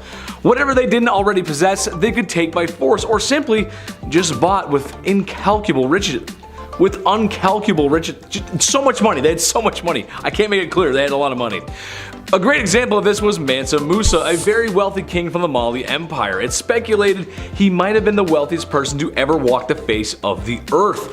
Earning his riches through the trading of gold and salt, he decided to show the international community how rich he was, and went on tour, because that's just something you do when you have millions of dollars, I guess. Where in multiple cities he spent and gave away so much gold that it upset the city's economies. That is a big flex. Okay. Donald Trump might have hotels, but Mansa Musa has everything else. It's kind of like Monopoly when one player has a boatload of cash and they go from one good property to the next. So if they land on something, they got all the cold hard cash to deal with it. Plus, they also have some good property and they just make it back every turn anyway. I'm fed up with Monopoly. Number 4, King of Castles. King Ludwig II had numerous castles built to resemble fairy tale castles. Yeah, let's call this inspiration, I guess. What a privilege this ought to be. Ludwig was only 18 when he became the King of Bavaria back in 1864, and then he had castles built as, he was inspired from romantic literature and spending time at the opera. You hear that, Andrew? He was inspired after the opera. What a poet. It's crazy. Crazy. Must be nice, right? King Ludwig II would spend his nights in one castle, looking through his fancy telescope, admiring the next castle being built. What? He even freestyled the castle as well. Yeah, just 4 years in, the guy designed his own majestical castle. To this day, it's one of the most photographed places in the world, so clearly he did something right. Neuschwanstein Castle, literal fairy tale, there we go. Meanwhile, I'm over here making castles in Minecraft. Still fun, we'll take it. Number 3, jousting. First there is bread, and then there is wine, and then there is entertainment. You can't tell me while a delicious plate of nachos dances like a ballerina in your microwave, you didn't pull up some super cool content to watch on your phone. Maybe featuring a large, kinda funny comedian, and maybe also featuring a super handsome, tall, funny comedian with a neck thing, I don't know. Kings of ye olde times did not possess the power of the internet or watching fail videos, so watching combat sports was the next best thing. Oh, what's that I hear? Watching the sport isn't enough? Well, some royalty even got involved. King Henry VIII, for example, just loved to joust because he did. He even had an accident with such, and it's what might have made him gone mad in the first place. Number 2, banning coffee. This is the worst of the worst, people. Here we go. Murad IV, Sultan of the Ottoman Empire, the guy banned coffee. What a monster. I would be asleep right now if coffee wasn't a thing. He was born in 1612, and for the most part his mother was ruling through him because he was so young and all. But when he got a little older, he got a little wiser, he put forth these laws, punishable by death, may I add, in order to get things back on track. That was the key. The guy banned coffee, tobacco, and alcohol. What a fun guy. He would actually disguise himself as a civilian at nighttime and then wander around aimlessly in hopes that he would find one of these dark roast renegades just wandering the roads. If you were caught outside having a quick smoke break, you weren't arrested, you didn't get fined, but rather Murad IV himself would just take off his hood and be like, surprise, and then he would take off your head. Right there in the streets. No trial, no jury, just straight to execution. All that for some stale ale. What a monster. Number 1, groom of the stool. For some reason this job was considered to be higher up, a well-respected job, if you will. However, I'd like to ask the man in charge of such an operation how he felt. I can imagine he wasn't too fond of his job. Hands never clean, hands never clean. The groom of the stool is someone who would assist the king in his bathroom duties by supplying freshwater, towels, and whatever a king needs. He may have also been responsible for cleaning the forbidden starfish. May the divines of Skyrim have mercy on his soul. I guess this had to be done, but I don't know if I could ever even do that to another human being. If you've ever eaten Taco Bell late at night and washed it down with some Baja Blast, then you know the kind of explosion awaits the porcelain throne in the morning. So yes, having a servant present at your bowel movements is a privilege that most other folks just didn't have, but would you really want one? At number 10, some background. The Mughal dynasty in India was founded by Babur, a descendant of the one, the only, Genghis Khan and Tamerlane. After he defeated a sultan of Delhi named Ibrahim Lodi in 1526, Babur was the first step in the Mughal dynasty that would last for over 3 centuries. To say that the empire was immense is an understatement. The empire ruled over 103 million people, probably even more. The Mughals were rooted in Muslim beliefs and were noted for their well-organized government and cultural sophistication. Many of the rulers tried to integrate the Hindus and Muslims under one state, but as we will find out from this list, it was not an easy thing to do, which ended up causing a lot of strife. Many rulers of the empire flip-flopped back and forth between being merciful and tyrannical towards the Hindus, adding to centuries of oppression. At number 9, blinded. Humayun was set to inherit the throne from his father, much to the jealousy of his brothers. He was 23 when he ascended the throne in 1530 after the death of his father. His brothers reigned over different fiefs, but none of them were satisfied unless they had the crown. He also wasn't the best ruler. Humayun was sent into exile for 15 years after he was overthrown by one of his father's generals, Sher Shah. Humayun fled and eventually ended up in Persia, where he built back up an army through his partnership with the Shah. Slowly he took back his land, facing his own brothers who were constantly scheming against him. But Babur, his father, made him promise that he would never lay a hand on his brothers. But his brother Kamran continued to threaten him, and one instance while defending a fort turned on the innocents trapped inside and took their lives viciously. Kamran, not a good dude. Something needed to be done. He eventually catches his scheming brothers, blinds his brother Kamran, and chains his brother Askari. A little messed up, but not bad for war. Before I carry on with the rest of the video, make sure you guys are subscribed to the channel and maybe consider leaving a like on this video if you're enjoying it so far. At number 8, Akbar. Humayun continued to deal with the competition of his brothers until finally his reign came to an end, but not in the way that you would expect. He was carrying a bunch of books up some stairs and he accidentally fell, leading to a lethal head injury. His 13-year-old son Akbar had to inherit the throne.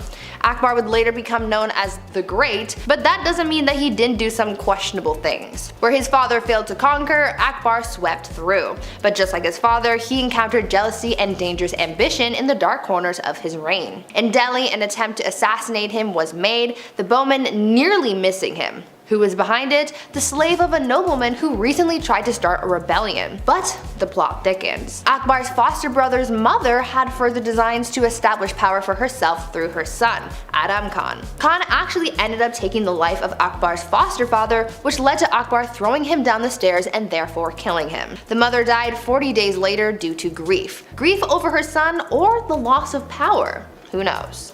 Number 7. Party hard. Zhu Huzhou was the emperor of the Ming dynasty in the early 1500s. Now lately we've been talking about kings and queens, we're on part 2s for both now, and there's a good amount who simply just aren't ready, they're too young to rule. Like Joffrey from Game of Thrones. Kings like that actually existed, they were horrible. They were young, they were too young to know what was right and wrong. Plus they usually have some corrupt parents whispering in their ears the entire time. Zhu took the throne at just age 14, and for a while, ministers were confident that he would grow into the role and become the leader that he was born to be. Well, when he got older, he transformed a zoo just outside of Beijing. He transformed it into his own personal brothel. Yum. I mean, on one hand, I'm glad the animals are free, but like a zoo? You couldn't find a more romantic place? Can convert an Applebee's to a brothel, maybe? I don't know, something with AC? His final days were spent partying, and some would say a little bit too hard. He got intoxicated and fell from a boat. That's how he ended his life. Honestly, not a bad way to go out. Pretty OG. At number 6, love game. A lot of kings and queens throughout history have been known to engage in the horizontal hustle a lot. I mean, when you're a ruler of a kingdom, you don't really have much to do in your spare time, so what else are you gonna do? Play a board game? No. These monarchs were getting busy all the time, but there was one king who was just so obsessed with getting a good old pickle tickle that it just became his whole personality. King Philip V was known to be a nymphomaniac, and he liked doing the deed a lot, but because at the time, the Catholic Church said that having sexy time with anyone but your spouse was a sin, the king and his wife were getting busy all the time. Eventually, his first wife caught on to how to use this to her advantage, and she would often refuse to sleep with him until she got her way with anything she suggested or demanded from him. You would think that he would catch on to this game, but maybe his urges were just so strong because he always caved and gave her what he wanted. Obviously, this man did not follow Hoodville. Absolutely not. Just to give you guys an idea of how obsessed this guy was, when his wife was on her deathbed, before she went he literally tried to get one last bang in. On her deathbed. Like, dude, not the time. Number 5. George V. We love hobbies here on Bumblebee. I mean, I used to collect special quarters growing up. I swear to God. The only time I've ever been good at saving money was when I was 12. I would see one of these and be like, don't touch it. George V turned out he loved stamps. A lot. Like a lot. Since he was a wee young lad, he was collecting these little guys. Here's the unusually impressive part about him though and his hobby. He continued to collect stamps during World War I. This guy was busy, everybody's trying to stay alive, and George is just licking stamps in the library like a prince. Like all collections, it started at an early age and now it's at the point where it's past impressive and it's just borderline strange. This guy had albums on albums of stamps. He had around 330 albums, each with 60 pages full of stamps. Quick maths, that's like 20,000 pages full of stamps. So naturally he was nicknamed the King of Stamps, or rather the King of Philately, the official term for collecting stamps. It's a nice word. Philately.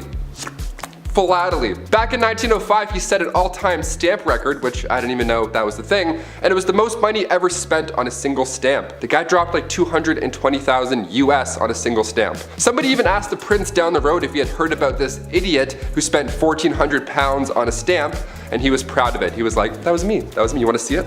The next King George is a little different, to say the least. At number 4, womanizer. I'm going to preface this by saying that George IV of England was voted as England's worst king by historians, so that should already tell you a lot about this guy. Georgie here was yet another one of those monarchs who was a little too invested in his intimate conquests, you know? Now we do know that the encounters that he was on were all consensual, so that's a plus. However, he was still creepy about it. Yeah. This man tried everything to get a woman to sleep with him. He would throw a tantrum if she said no, or threaten to end his life if he didn't get to do the 8-legged nature dance, you know? Somehow, this had a pretty good success rate, even though he was not a catch at all. It feels like this was one of those situations where you kind of just give in to make him stop talking, you know? Anyways, this guy was super creepy because on top of the lengths that he would go to just to get some time in the sack, he also kept trophies of his conquests. He would ask each of the people he slept with for a lock of their hair, and he kept them all. Back then, it was kind of common for lovers to keep locks of each other's hair, but George's collection was alarming because of just how many locks of hair there were. After the king died, his brothers found 7,000 envelopes, each with a lock of hair that was, quote, enough to stuff a sofa, end quote. Fun fact, if you want to see this insane collection, it is in a museum in Scotland, so check that out if you want, I guess. Number 3, Kleptomania Part 2. On our spoiled queens list, Brie mentioned Queen Mary and how she just couldn't stop stealing, which is hilarious to me, just this old lady stealing your shit. Well, the last king of Egypt also had sticky fingers. He was even better at it too. Check this out. Farouk I was the youngest son of Egypt's first king, Fuad I. Now born in 1920 in Alexandria, and in his early days at school, he couldn't concentrate. The king sent him to England even after to hopefully find a better way of teaching, something that works for him, but still it was to no avail. Once the king passed away in 1936, Farouk then got the throne, but also so much property and so much money. He had hundreds of fancy cars, 75,000 acres of land. This guy had it all. Literally, he had anything he could think of, but still he felt like he needed to take more, to steal. At 17 years old, he would slam 12 eggs for breakfast and then wash it down with 30 bottles of beer. Nutritious and delicious. Horrible. On top of the fact that he loved to steal, he was the biggest hoarder. So he had thousands of shirts, randomly. He also had 50 diamond-studded walking sticks for some reason, and like a prince such as myself, he too collected coins. I mean, his collection was much nicer, but still, great minds think alike. Spoiled minds think alike, rather. Oh shit, this is eye-opening. One of the most bizarre facts about Farouk was he pickpocketed Winston Churchill once. He took the guy's watch. After everything I just said, he still decided to steal his watch. What a gem. We love him. Yeah. At number 2, the king of pettiness. Let's talk about a ruler that the Indian state of Alwar has described as controversial. If his own people are calling him controversial, then you know something's up, and boy, you better strap in because you're in for a wild ride with this one. Maharaja Jai Singh was pretty eccentric in a pretty dark way. He was known to have a temper and act on impulse, and he did some very questionable and downright scary things. He was known to be very competitive and hated to lose. One time while playing polo, he and his team lost, and so in retaliation he blamed the horse he was using and made the horse get extra crispy. He fired his horse. I'm sure you know where I'm going with that.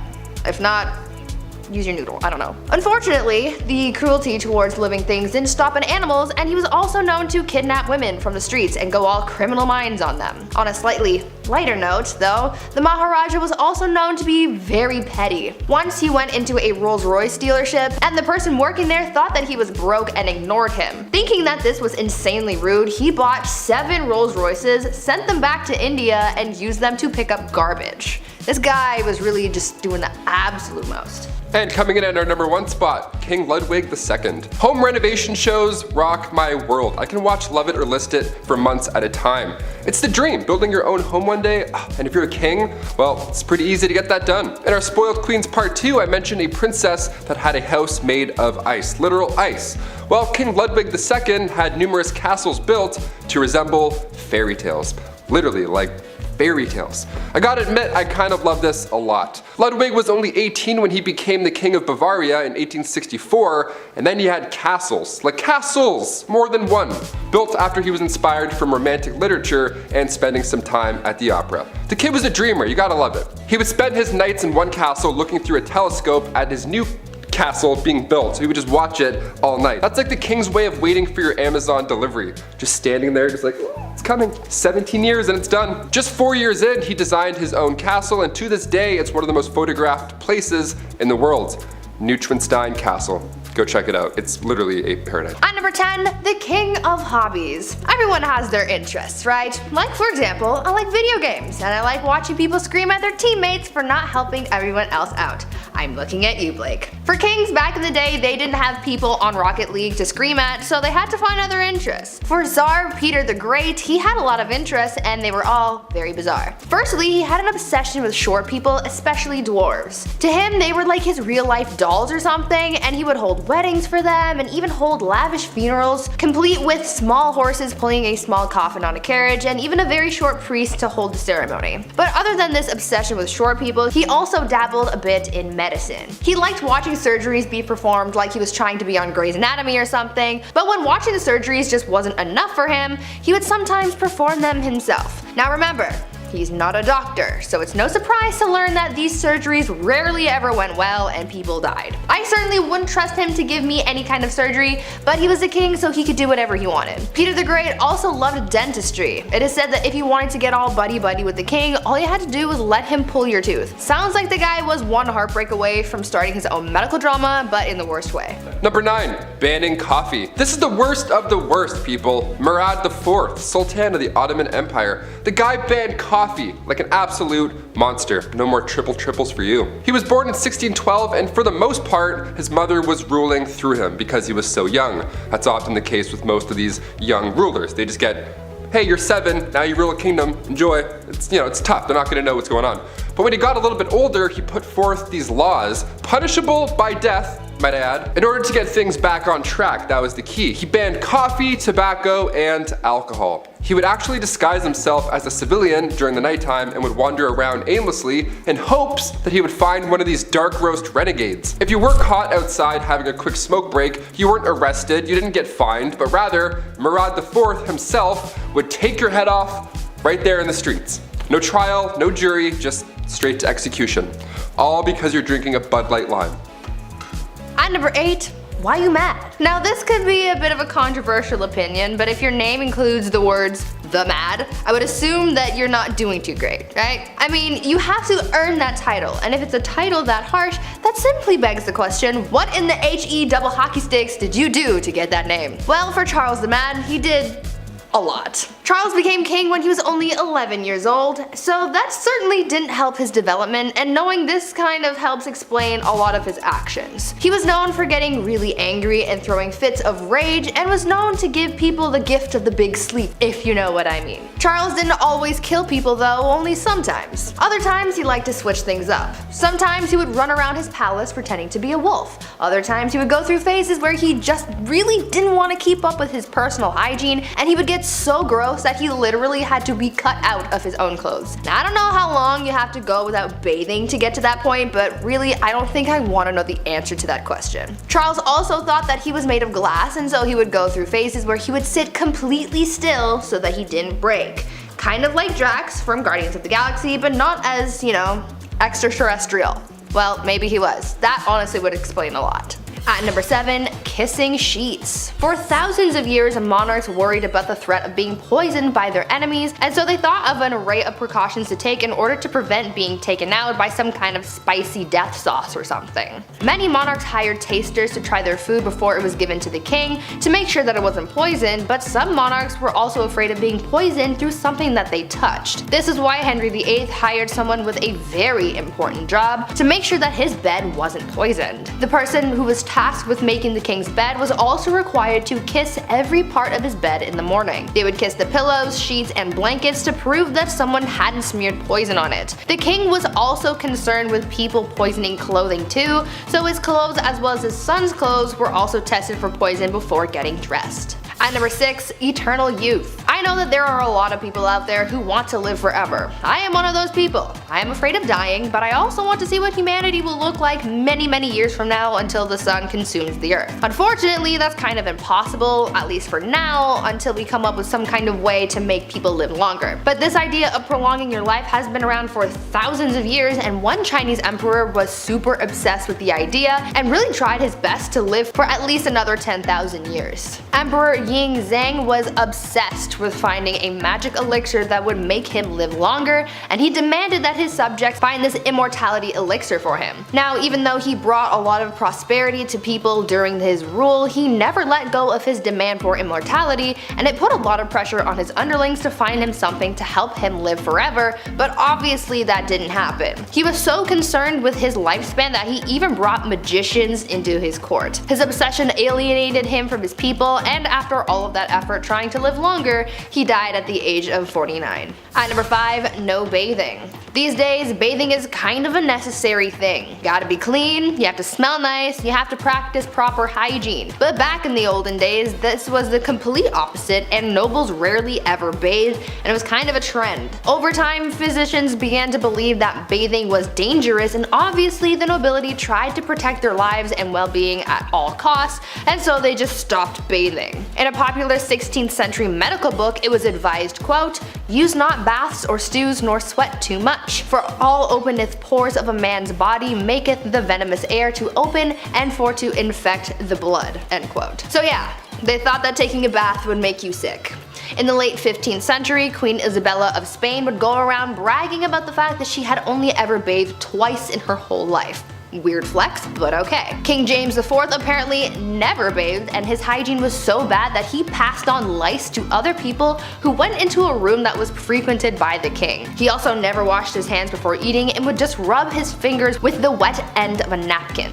These people were gross. At number 4, Prankster King. You know that you're a spoiled king when you can pull pranks on people constantly and never have anyone try and stop you or fight back.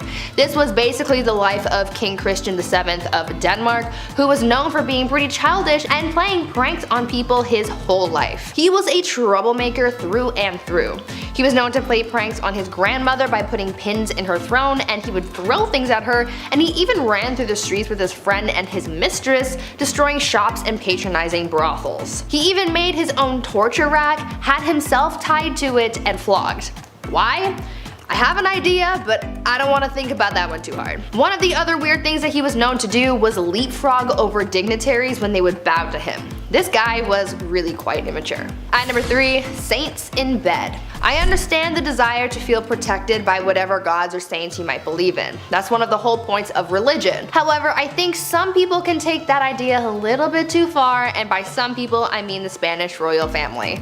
These guys took religion very, very seriously, and they believed that following religion heavily would allow God to heal them when they were sick.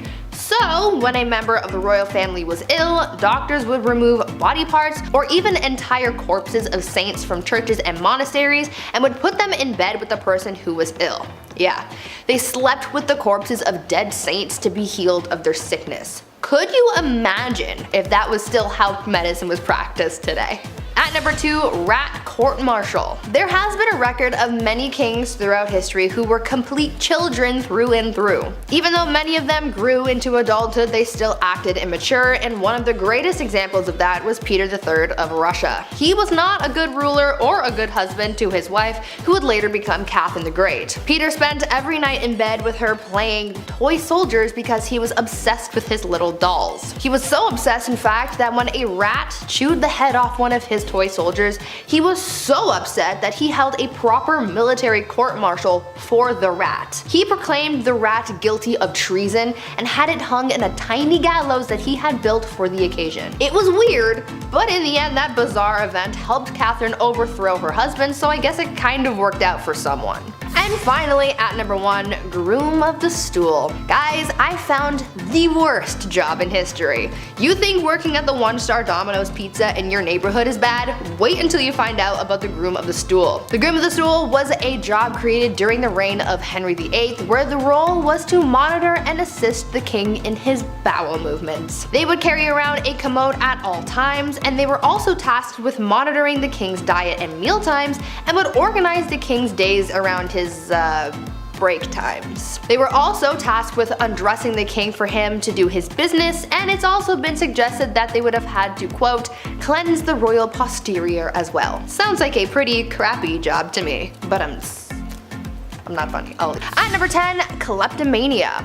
If you were a queen, then you would think that you had enough money to just buy whatever your little heart desired. Though that may be true, there was at least one famous queen who just straight up stole things just because she could. Queen Mary, Queen Elizabeth's grandmother, was quite the kleptomaniac, and no matter how hard people tried to avoid having their things stolen by her, it just never worked. When the queen would visit someone's house, she would walk around looking at whatever knickknacks you had lying around, and when she found something that she liked, she would stand there and just sigh super loudly to get someone's attention. Much like how my dog used to sigh dramatically when he wanted food. Anyways, usually when someone heard the sigh, they knew that this was a sign that the queen wanted whatever she was gazing upon. Sometimes the homeowner would just give whatever it was to the queen as a gift. But if it was something that they weren't willing to part with, then she would either try to buy it off them or just straight up take it when no one was looking. This became such a big problem that people started hiding their prized possessions before hosting the queen in their home, but she eventually caught on to this strategy, so she just started showing up uninvited. She could not rest until she owned pretty much everything in the kingdom. Number 9. No time to dine. If I'm eating, don't acknowledge me as a human being. I sound like a pug when I eat, okay? I don't waste any time. I love food, okay? It's business. Now, if you're a queen and you eat fast, well, everybody else has to eat fast as well. This began back in Queen Victoria's time. The queen loved to feast, and she didn't waste any time at all. Like, it's really fast. The way the royal family works is that when the queen is done, that course or that meal, you're also done. So when Queen Victoria would smash an entire 7-course meal in 30 minutes, which apparently she could do easily, you'd be blowing on your soup still and Queen Victoria would already be telling everybody to pack it up. That's stressful. All because she could eat lots of food in a short amount of time. Also, once the queen gave a toast, you couldn't even speak. Also, once the queen placed her cutlery on the table, regardless of where you were during that course, everybody's plate would then be taken away at the same time. And the next one would then come in. I would just put my food in my pockets, you know, screw it. It's almost like when you go to all-you-can-eat sushi and you have like some sushi left over, you don't want to waste it. You're like, you know what? I'm not paying that bill. At number 8, cross-dressing. Empress Elizabeth was quite the character, I guess you could say. Since she was a monarch, she could do whatever she wanted, and that is exactly what she did. You see, she was quite into fashion, more specifically men's fashion. The Empress believed that she just had legs for days, like Naomi Campbell, and she wanted to show them off to the world, but the only problem with that was the fact that back then, pants were reserved for men, and so since she wore dresses all the time, no one got to see her godly legs. Well, to combat that, Elizabeth came up with a solution. She was known to hold huge parties where everyone had to cross-dress. She only did this so that it would give her an excuse to wear pants. And I mean, she could have if she just wanted to wear them on a regular day, but she didn't want to be the only woman in men's clothing, so she made everyone else dress up too. At these parties, no one looked good or really enjoyed themselves for that matter. Women complained that the men's clothing they wore to these parties were unflattering, and the men were just all over the place because they didn't know how to maneuver a hoop skirt. The only person really having a fun time was Empress Elizabeth, but I guess that was really the whole point. At number 7, Mother Knows Best. I think after hearing about these queens who've done some dark things to get their way, you would think that it's safe to say you don't mess with a woman and her plight for power.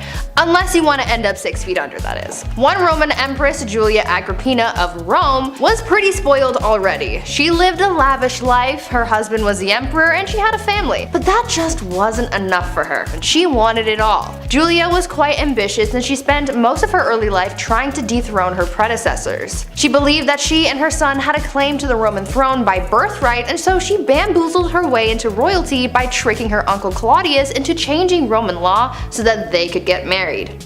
Ew. Suddenly though, after they got married and she became empress, Claudius died, and most people think that Julia had something to do with it. That's likely the case. She and her son Nero went on to rule Rome from 49 to 54 CE. Julia stayed by her son's side for as long as she could so that she could hold on to her power, but eventually Nero got tired of his mother manipulating him and he had her forced out of power. Julia, as you could imagine, was furious because power was the one thing in the world that she desired most, and so she rallied a group of supporters to try and overthrow her son, but the plans backfired and she was expelled instead. Talk about ambition getting the best of you. Number 6. We are family. The last queen of Madagascar. Queen Rana Valona was one of the worst. She was born in 1788 and she ruled over the kingdom for 33 years. She was so cruel and violent that she would often choose violence first in order to preserve independence over the island. She's known as the most ruthless queen in history. After the death of her husband, she just went mad with that new power. In the late 1700s, her king brought peace to the land, but of course there were traditionalists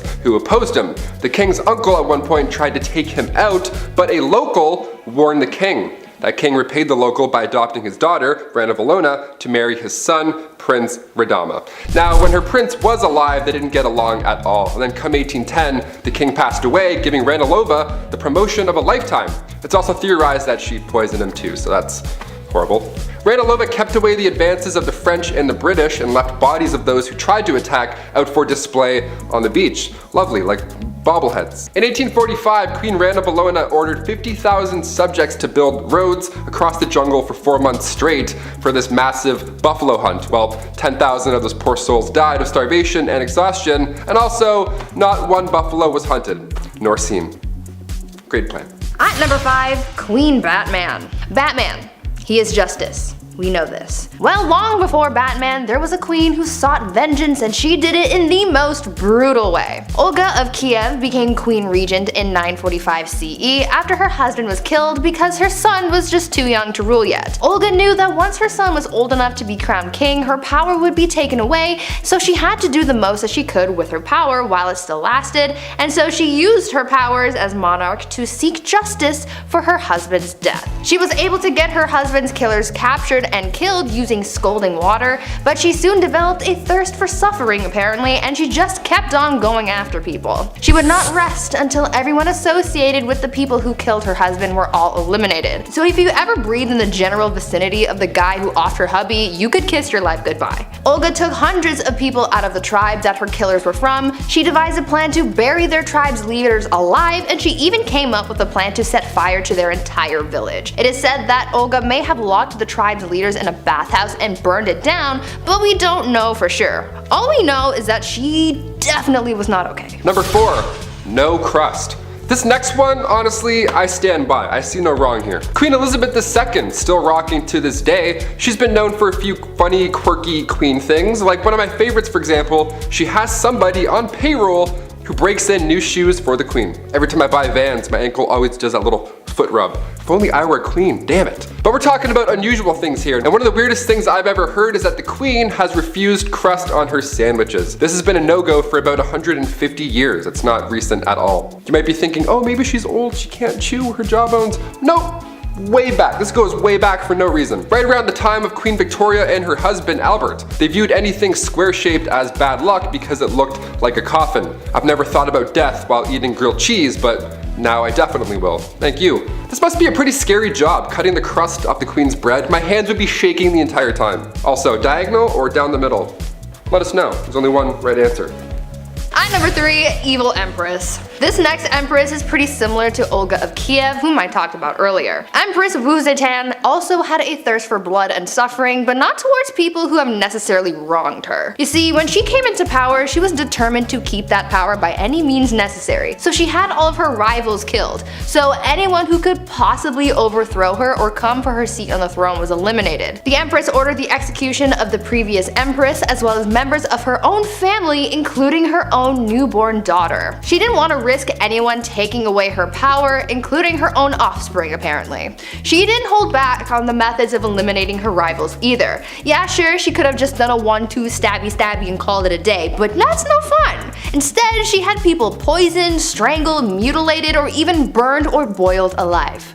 Good soup. Eventually, she retired from her part-time job of sending people back to their maker and started spending more time with her lovers and getting addicted to aphrodisiacs. People weren't quick to forget about all that bloodshed though, and so to get back at her, they had all of her lovers killed and the empress was exiled. She got a little too greedy and karma came back with a vengeance. Number 2, Ice Palace. If you're a fan of the film Frozen, this next one is gonna get you jazzed right up. Anna Ivanova, the Empress of Russia from 1730 to 1740. Okay, so in celebration over their victory with the Ottoman Empire, Anna gave the order to build an ice house, this massive ice palace. Best place to cool down if you ask me. I'll leave. This ice palace was pretty impressive. If I was there, I would 100% lick the walls. Obviously, someone definitely did, you know that for a fact. 20 meters by 50 meters, and even more impressive, there were ice trees and ice birds sculpted inside. How magical is that? Anna arranged this marriage with a prince and one of her maids. Now, they didn't know each other, they were forced to ride an elephant, and all the guests were dressed up like clowns.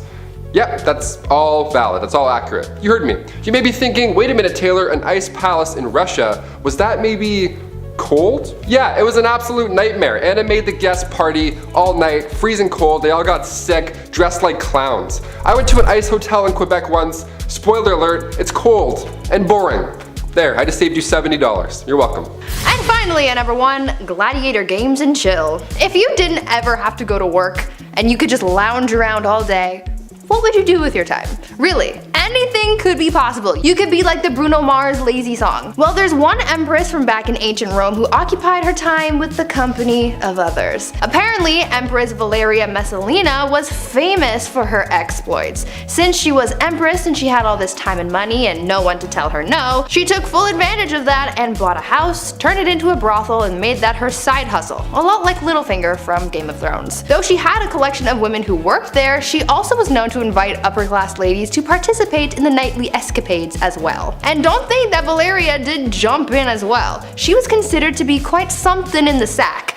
In the wise words of Ludacris and Little John, she was a lady in the streets but a freak in the bed. The Empress was known to be such a hardcore participant that she would win games where they would compete to sleep with the most men in one night. One time she won the round after being with 25 men. One night. She did the absolute most, but at least she was having fun. Kicking off the list at number 10, Heart of Glass. Alexandria of Bavaria, the royal who believed she had swallowed a grand piano made of glass.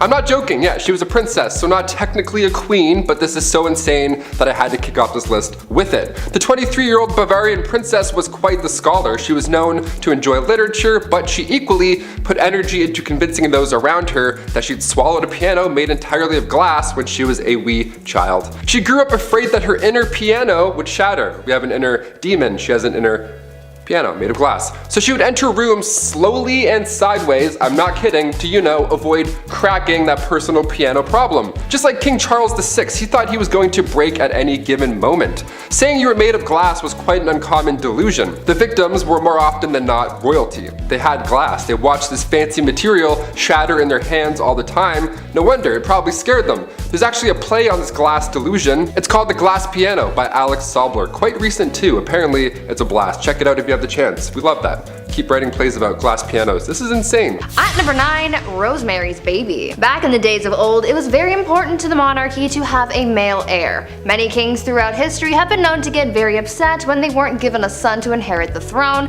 and they put a lot of pressure on their wives to give them a boy. Why? I don't know. The boy's kinda stuck. Anyway, this probably drove a lot of people crazy, but there is at least one confirmed case of crazy baby fever from Maria Eleonora. She kept trying to have a baby, but when she finally got pregnant, everyone was hoping for a boy. Unfortunately, the odds weren't in her favor, and she gave birth to a little girl instead. People knew that Maria would get absolutely triggered upon learning of her baby's gender, so they kept it a secret from her as long as they could, but eventually they had to tell her, and Maria was pissed. She really went looking for that receipt to return that baby and get a refund or at least a store credit. When she found out the baby was a girl, the queen reacted by saying, quote, "Instead of a son, I am given a daughter, dark and ugly with a great nose and black eyes. Take her from me, I will not have such a monster." End quote. Like, damn, tell her how you really feel. After that, mysterious things started happening to this baby, like a wooden beam mysteriously falling into the baby's crib and somehow accidentally falling down the stairs. Even the nurse once dropped the poor kid onto the stone floor. Like, I get it. You're disappointed, but that's still your kid, and a lot of people aren't given that privilege, so be grateful for your spawn. Number 8, dirty talk. Going back to the 15th century to Queen Isabella of Spain, now it's not uncommon for queens to brag, be it about their wealth, status, their mans, you name it. But to brag that you've only bathed twice in your life, That's a bit odd. What's the deal with this? Okay, well back in 537 AD, Rome had 11 aqueducts that ran over about 1,000 public fountains, okay? Over 900 bathhouses included. It was quite important, but when invading Goths cut them off, the Catholic Church literally had no idea how to fix the problem. So instead, they just told everybody that bathing was a sin only practiced by pagans. So at one point in history, you could have ran a bath, thrown in a bath bomb, relaxed for an hour, got out, and then immediately you're a sinner. Worst of the worst too. How dare you having a bath on Monday afternoon, you monster, you pagan monster. The Old Spice guy would have rocked their world. Number 7, check on the dead. Funerals are pretty expensive, especially a royal one at that. It takes a lot of power to dig up and then carry these massive caskets around, which back in the day was even more exhausting. Joanna of Castile was born in 1479. Her marriage to the Duke of Austria was arranged, but she was very much in love, maybe a bit too much. Hear me out. When her husband met his fate in 1506 due to typhoid fever, Joanna would have his tomb unearthed and then opened over and over again, just so she can make sure that he was still there. Now, of course, I feel bad for the queen here. She was clearly not coping with his death well, but to have his tomb or casket or coffin, whatever you want to call it, to have it opened and closed over and over and then dug up and then put back in the ground, she would make people carry his body around everywhere she went. That's heavy. That is so much work, even keeping it under her bed sometimes. Ugh, I got goosebumps just saying that. That's pretty creepy. Ashes, I could understand. That's like a one-man job to carry that around. But a 1,000-pound royal coffin that you have to carry 30 city blocks? My back already hurts thinking of that. No thank you. I quit. At number 6, deadly affairs. Dating is hard. If you've ever been on dating apps like Tinder or Bumble, then you know that things aren't as easy as it may seem when it comes to finding someone that you remotely like. Maybe we should take a page out of Queen Nzinga's book when it comes to dating, because it seemed like she had fun with her escapades. Well, maybe don't actually do what she did because it's actually pretty gruesome, but you get what I'm saying. Queen Nzinga from what is now modern-day Angola was a busy woman. After taking over the throne from her brother, she juggled the monarchy, wars with the Portuguese, and having a love life. The queen pulled together a harem of only the most attractive men, but because she was such a busy person, she didn't really have the time to walk into a room and choose who she was going to sleep with that night, so she came up with an alternative solution. Nzinga would have 2 members of her harem fight each other to the death every night, and whoever won got to sleep with the queen. Solid plan, right? Well, the winner wasn't really all that lucky for too long, because she would have the winner executed the following day. Number 5, diamond scandals. Queen Mary wasn't the only queen with sticky fingers, it seems. The affair of the diamond necklace has sparked many conversations. France's queen from 1774 to 1792 was Marie Antoinette, and if that name sounds familiar to you, it's because she was the last queen before the French Revolution. She was also known for spending a buck on jewelry. She liked the diamonds. Now this Countess de la Motte was this young lady, a friend of the queen supposedly, who entered the French court in 1785. Now she got somebody to disguise herself as the queen, and then she acted like she was in love with this high society member, all to get her hands on this $12 million necklace. Now she said that she would pay, but never ended up paying a dime, so that's horrible by itself, and the queen supposedly had no idea about any of this or what happened to the necklace. Although this countess pretended to be her friend beforehand. The public went on to hate her for this, not believing in the scandal of course. One of the most notable lines from Marie Antoinette was when the French spoke out for not being able to afford bread. She apparently said, "Well, let them eat cake," which led into the French Revolution and ultimately her demise. Shine bright like a diamond, I guess. At number 4, test drives. Catherine the Great of Russia was well known for a number of things. She was known for being a good leader, a strong ruler, and surprisingly for her naughty bedroom fun times as well. She was well known for her adventures in baby making, and there was once a rumor that she did the deed with a horse. Obviously that wasn't actually true, however she did do it with a lot of men. The only problem that she really faced when it came to finding a new partner was actually having the time to do so. I mean, it's not like she could swipe through Tinder while sitting on her throne, right? What was most important to her was finding a new lover who was skilled killed in the sack, and she didn't really want to waste time on testing these guys out, so she had someone else do it for her. Catherine had a friend take her potential partner out on a test drive, so to speak, so that she wasn't wasting her time on someone who couldn't meet her standards. Remember, she is a very busy woman. It is said that on a couple of occasions, Catherine's tester friend was caught in bed with Catherine's partner again well after the Empress was with him, and that made things a little complicated, but I imagine that they got past that. Or at least I really hope they did. Number 3. Change religion. Ruling alongside the pharaoh Akhenaton from 1353 to 1336, Queen Nefertiti, aka Lady of Grace, aka the Lost Queen of Egypt, was only 15 years old when she married 16-year-old Akhenaton. Now, alongside her new young husband, she built an entirely new capital city called Amarna and ruled over what's now considered the wealthiest period in ancient Egyptian history. But when it comes to spoiled queens, or rather queens who could do anything they believe with their power, we have to mention the queen that changed Egypt's religion. Both her and her co-ruler were in a cult, the cult of the sun god Aton. In the earliest accounts of the queen, she assisted her husband in a ritual that smited the female enemies of Egypt at the time, and there have been a few blocks that have since been recovered from the Theban tombs of the royal butler that depicts the queen wearing her unique blue crown, part of these sun god rituals. So now cut to the end of the king's ruling, the Aton was now Egypt's main god. Some queens change laws, others change religion. At number 2, fake village. Imagine being so privileged and so disconnected from the world that you pretend to be poor for fun. Well, that's pretty much what Marie Antoinette did. This French queen was known for her lavish and opulent lifestyle, and that's really the only life that she knew. Apparently, living the life of a rich queen started to get a little boring for her, and she wanted to find an escape, and so she got her people to build a fake village for her so that she could pretend to be a commoner. This fake village included 11 cottages, a lake, a watermill, a working dairy, a windmill, a barn, and other quote-unquote peasant buildings. Marie apparently loved this little peasant village, and she would bring other people to enjoy it too. When she brought her guests to the village, she expected them to yes-and their way through the day and really immerse themselves into their role of a common person. She would even tell her ladies to ditch the ball gowns and wear something simple to blend in. Marie even took her kids to the fake village to teach them about farming. Even though she loved her pretend peasant lifestyle, it still didn't help her bond with the real common people, and it certainly didn't save her from the guillotine. And finally, coming in at a number 1 spot, surprise entrance. The last true pharaoh of Egypt, Cleopatra VII, ruled from 69 to 30 BC.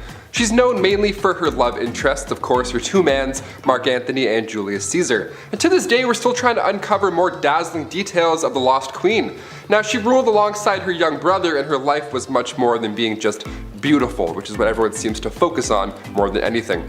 Both children were assigned to the throne, Cleopatra being 18 and little bro being 10 years old. So Cleopatra, being a little older, therefore a little wiser, became the ruler. A couple of years passed, and eventually Cleopatra was pushed out of Alexandria over her greed for power, classic, but her little brother, equally a co-ruler, had her driven out. He was jealous, and honestly, I'm the youngest in my family, I kinda get it.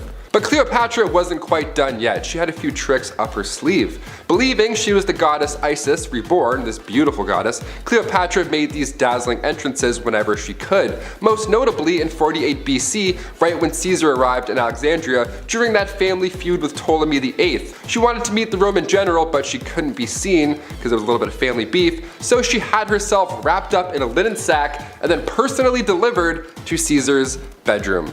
Hashtag your order has arrived. Surprise. Now, she won the heart of Rome's future dictator here, obviously, and eventually she regained Egypt's throne. Her brother wasn't too fond of this alliance, and in the following battle, he drowned in the Nile River, resulting in Cleopatra's return to power.